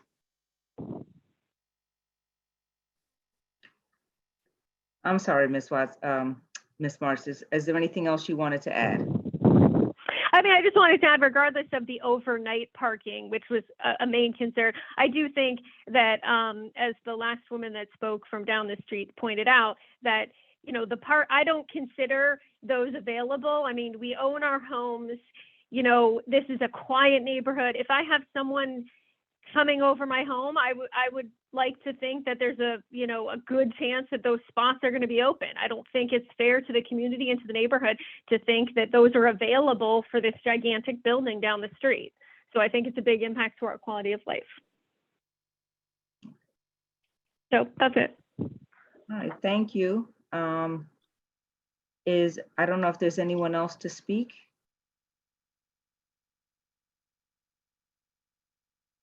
I don't think so. That's it. Okay, if there's no one else to speak, may I have a motion to adjourn the public hearing because it's not closed at this.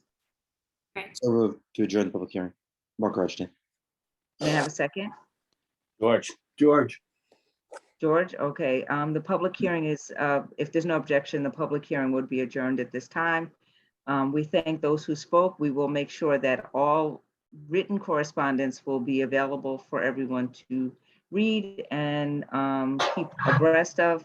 I think at this time, there was some information that I think we would like to go forward to the planning board regarding, I did hear from Mr. DeRio if there would be a change in the size of the apartment dwellings, or if there could be a change in the size of the apartment dwellings and how that would affect the project. I also do think that we heard that if there was a way to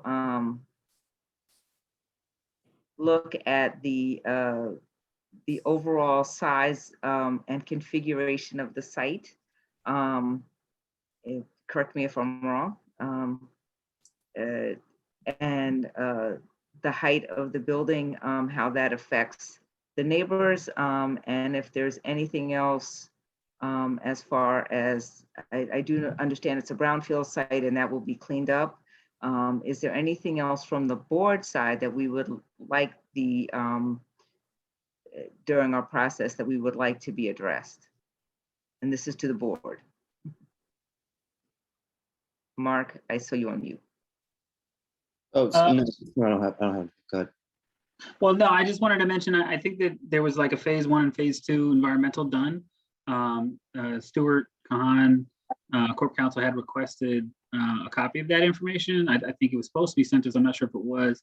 If we could get a copy of that, it's really more directed to the planning board, but we'll make sure we add it to the agenda here as well. Okay, thank you. Madam Chairperson, Jaime, we sent that weeks ago to your staff and they acknowledged receipt. Okay, I think maybe it got added to the planning board stuff, so I'll just make sure it's brought over to the zoning board stuff. Okay. Is there anything else, Bob, George? no, No, not now. do we need a motion to adjourn this to the next meeting? I just want to, before you do that, I just want to clarify, Marlene, I'll put that in a draft letter, the couple of concerns that you just identified, so that you all can review that before it actually goes over to the planning board. Is that okay? Yes, And that's perfect. okay. Yes, and Amanda, can you also, I think, add to that, there is a planning, a parking study done, but does that take into effect the local parking ordinance for that area? I think that will answer the questions for all the people that. Oh, you mean the parking restrictions on the local, Yes, on the nearby? on the local streets. Okay. Yeah. Okay, So with that, Okay. motion to adjourn the meeting to this to the next meeting. So motion to adjourn this particular application to our February meeting. And I don't know if it's a February meeting or do we adjourn it till the secret process is complete? Well, depends. You may want to review this letter at the February meeting, or you can review it offline. It's up to you. Yeah, I would say, just to be safe, I think you should leave it and adjourn it for the next month. And if we determine that it doesn't make sense to have them come back, then we'll just modify the agenda to make sure that it's clear that it's adjourned. So motion to adjourn till next month. second, Okay. George. So that we have a motion to adjourn this application to the February 2022 meeting. If, I don't, do we need a roll call? Well, let's do a roll call since. Okay, roll call vote. Marlene Cheatham, Aye. George Bailing, Aye. Bob Dario, Aye. Mark Gorechny, Aye. and Olga Montez. Aye. Okay. So this has been adjourned to February. We look forward to seeing you all again next month or soon thereafter. We ask that you have a good night. You too. Thank you so much. Thank you very much. Right. Have a good one. Good night, guys. I believe that everything else on our agenda has been adjourned, I can give you a rundown of why, or if you just want to take my word for it. Then... You trust me, man. I trust you. Okay. I think that do you want me to just go through them? Because I think 4 State Street still has not completed their parking study. Okay, yeah, how about that? I'll just go through it. Yeah, that makes sense. Okay. All right, so really quickly, 4 State Street has not completed their traffic study, parking study or correct.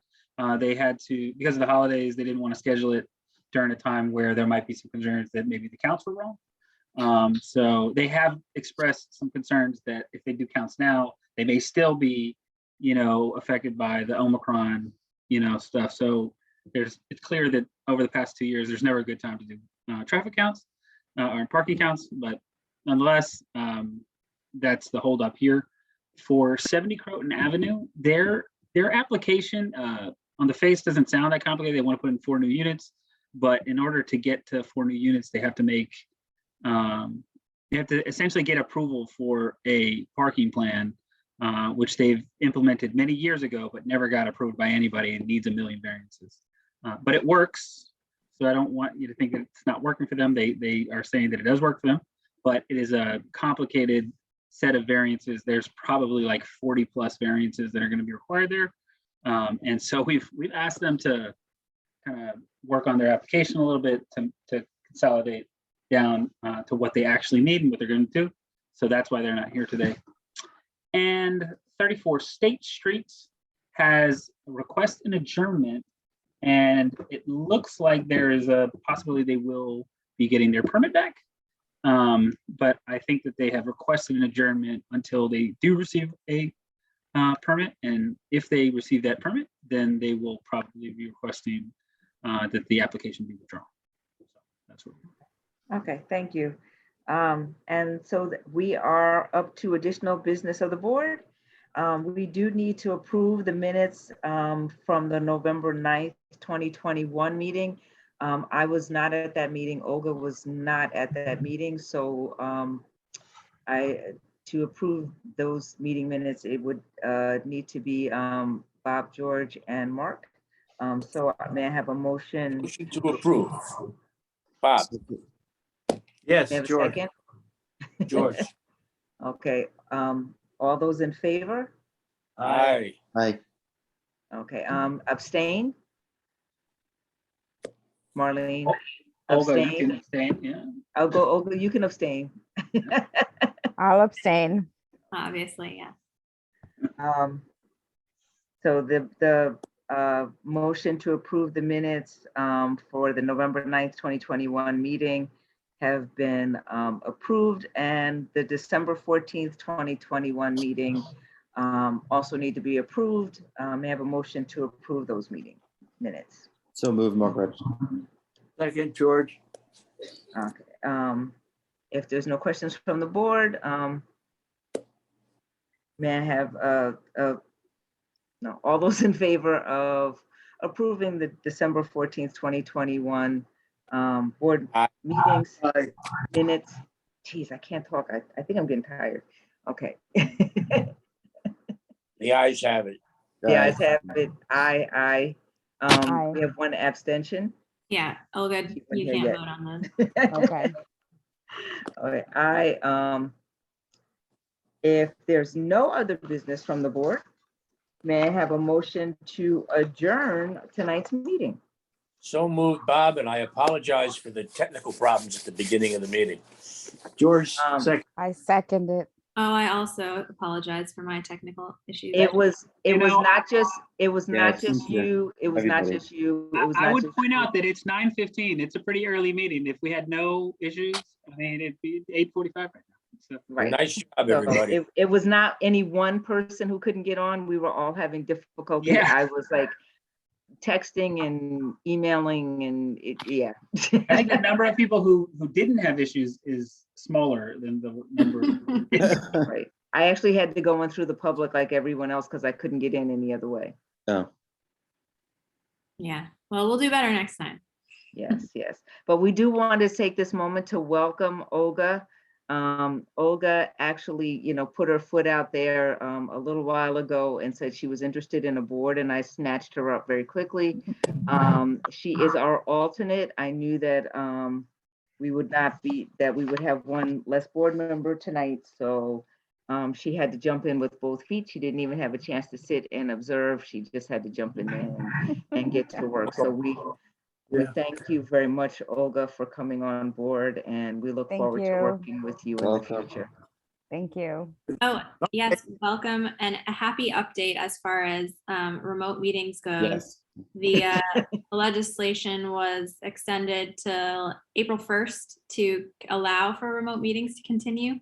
Obviously, we'll take our direction from the village board and see, if we can continue to have remote meetings, but since the legislature has authorized it, seems like a smart idea considering that we're in the middle of another surge. Yep. So Can you that, send me past it too? I'm sorry, man. I thought just the Senate did. Sorry. sorry, yeah, no, they voted today. Both voted. both voted, chambers okay. voted, but it still needs to be signed. It's anticipated that it will be in the next day or two. Okay, great. And lastly, before we get off, I do like to welcome our newest board liaison. I'm going to say, I almost called him Roberto. I am so sorry. Manny Casada, we do welcome you as our board liaison, as the trustee board. And I think he says he wants to say something. He has about a minute and a half because it's 9:19. So Manny, you may speak for a half a minute. Thank you, Madam Chair. And you can call me Roberto, which is my name as well. That'll be my middle name. But I do appreciate the opportunity to actually be the liaison for the zoning board. Previously, before that, I was the liaison for the architectural review board. And as you guys may know, may not know, I am a member of the village board. And at this point, I want to say I'm the senior member of the village board. Oh, wonderful. But it's always a pleasure. I do not always gonna be in it on the meetings, but that doesn't mean I will not be watching the meetings. As everyone that knows me, I watch 90% of the meetings. So if anything that the board could do, please let us know. There's a lot of things that we would like to work together moving forward. There's a lot of pieces that we rely on the boards and the volunteers like you guys. So we do appreciate all the time that you guys put in on coming in on these meetings like this. And again, there's times that I think the zoning board wants to compete with the village board. We tend to go out about 10 o'clock sometimes, depending on the issues, but I think sometimes you guys go a little bit further than that. So I do appreciate all the hard work that you guys do for us. So thank you so much for all that stuff, and Happy New Year. Thank you. Happy New Year. Yeah. So Happy New Year. I take it from all that he said that we shall be getting a check in the next month. Okay. So Yes, thank you. I want to say good night to everyone. I look forward to Good night, seeing everyone. you again Good in night. February. And it's nice to laugh. I just wanted to make everyone May the force be with you. laugh. So long. Good night, George. Get All home right, safe. bye-bye. Good Good night. night. I'll still